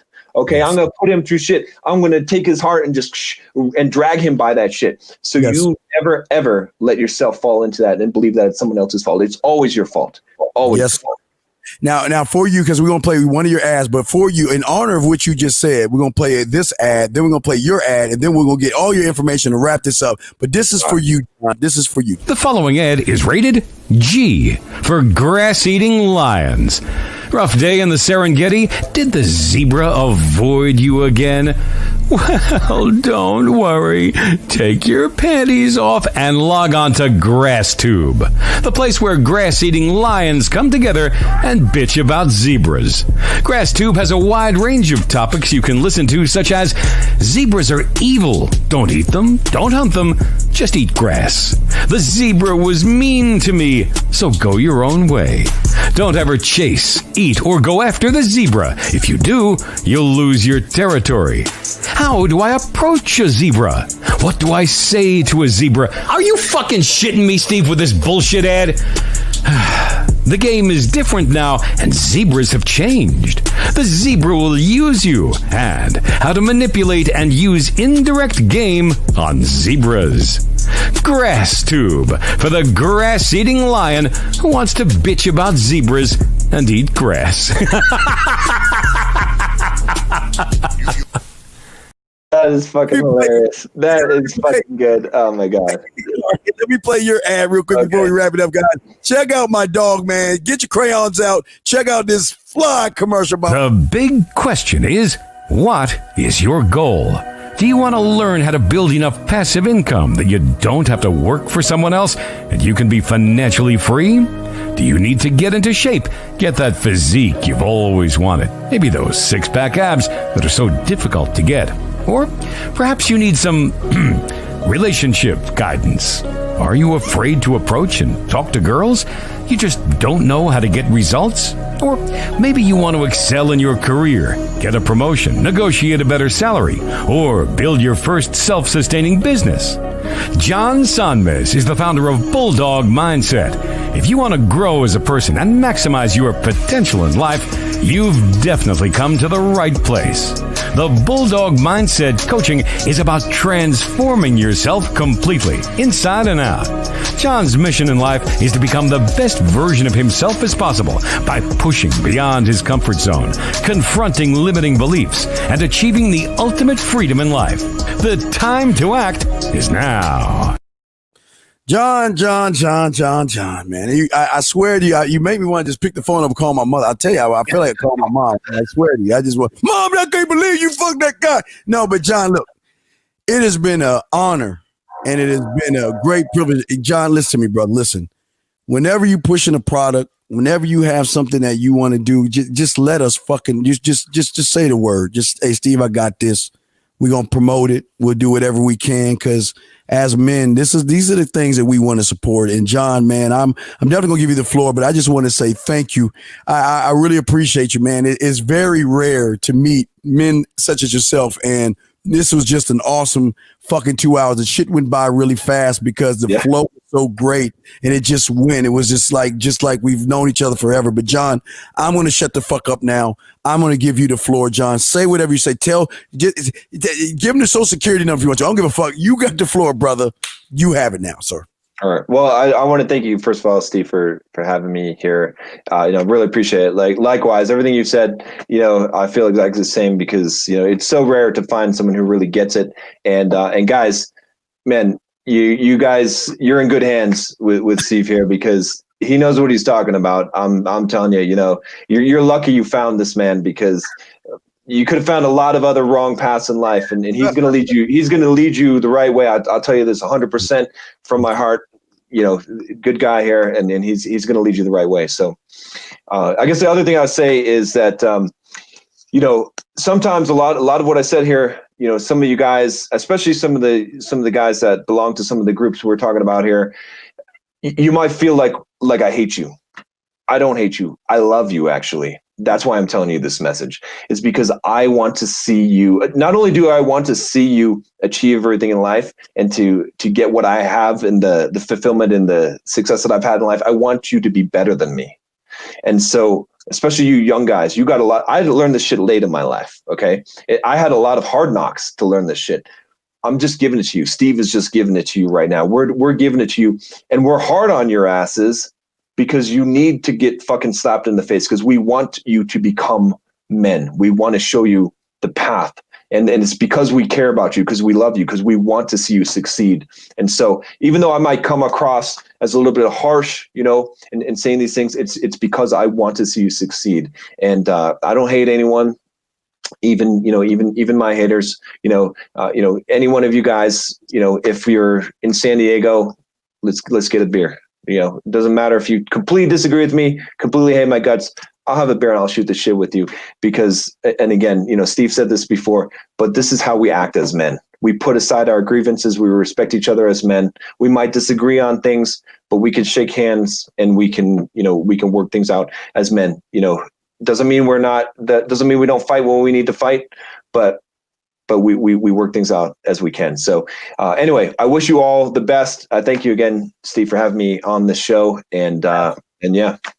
All right, well, hang tight. Well, guys, we're going to wrap this up, guys. And as I always say, guys, y'all know how it, guys, this is a great show, man. Look, guys, bulldogmindset.com. Support, subscribe, guys. Subscribe to this man. Support what he's doing because we need more people like this. And he's motherfucker's family, guys. He's family. I know he's like a half brother or some shit, but he family and shit. But like I say, Bulldog, I mean, hey, dog, hey, like I say, since you family, you just say the word and I'll do that time in your heart and shit. I just fuck with you. I don't want to say that live on air. But let me go ahead and say this before we wrap this up. 1 second, guys. Listen, guys, always remember, like I always say, guys, at the end of the day, guys, please remember the graveyard. Always remember everybody in there have one thing in common. They thought they had tomorrow coming to them, guys. You don't have tomorrow coming to them, so you live every day like it is your last, gentlemen. I want to say thank you to all you guys out there. We appreciate you so much. This is the Dean. This is the motherfucking Bulldog Mindset up in this bitch. And we gonna holler at you motherfucking later. We out.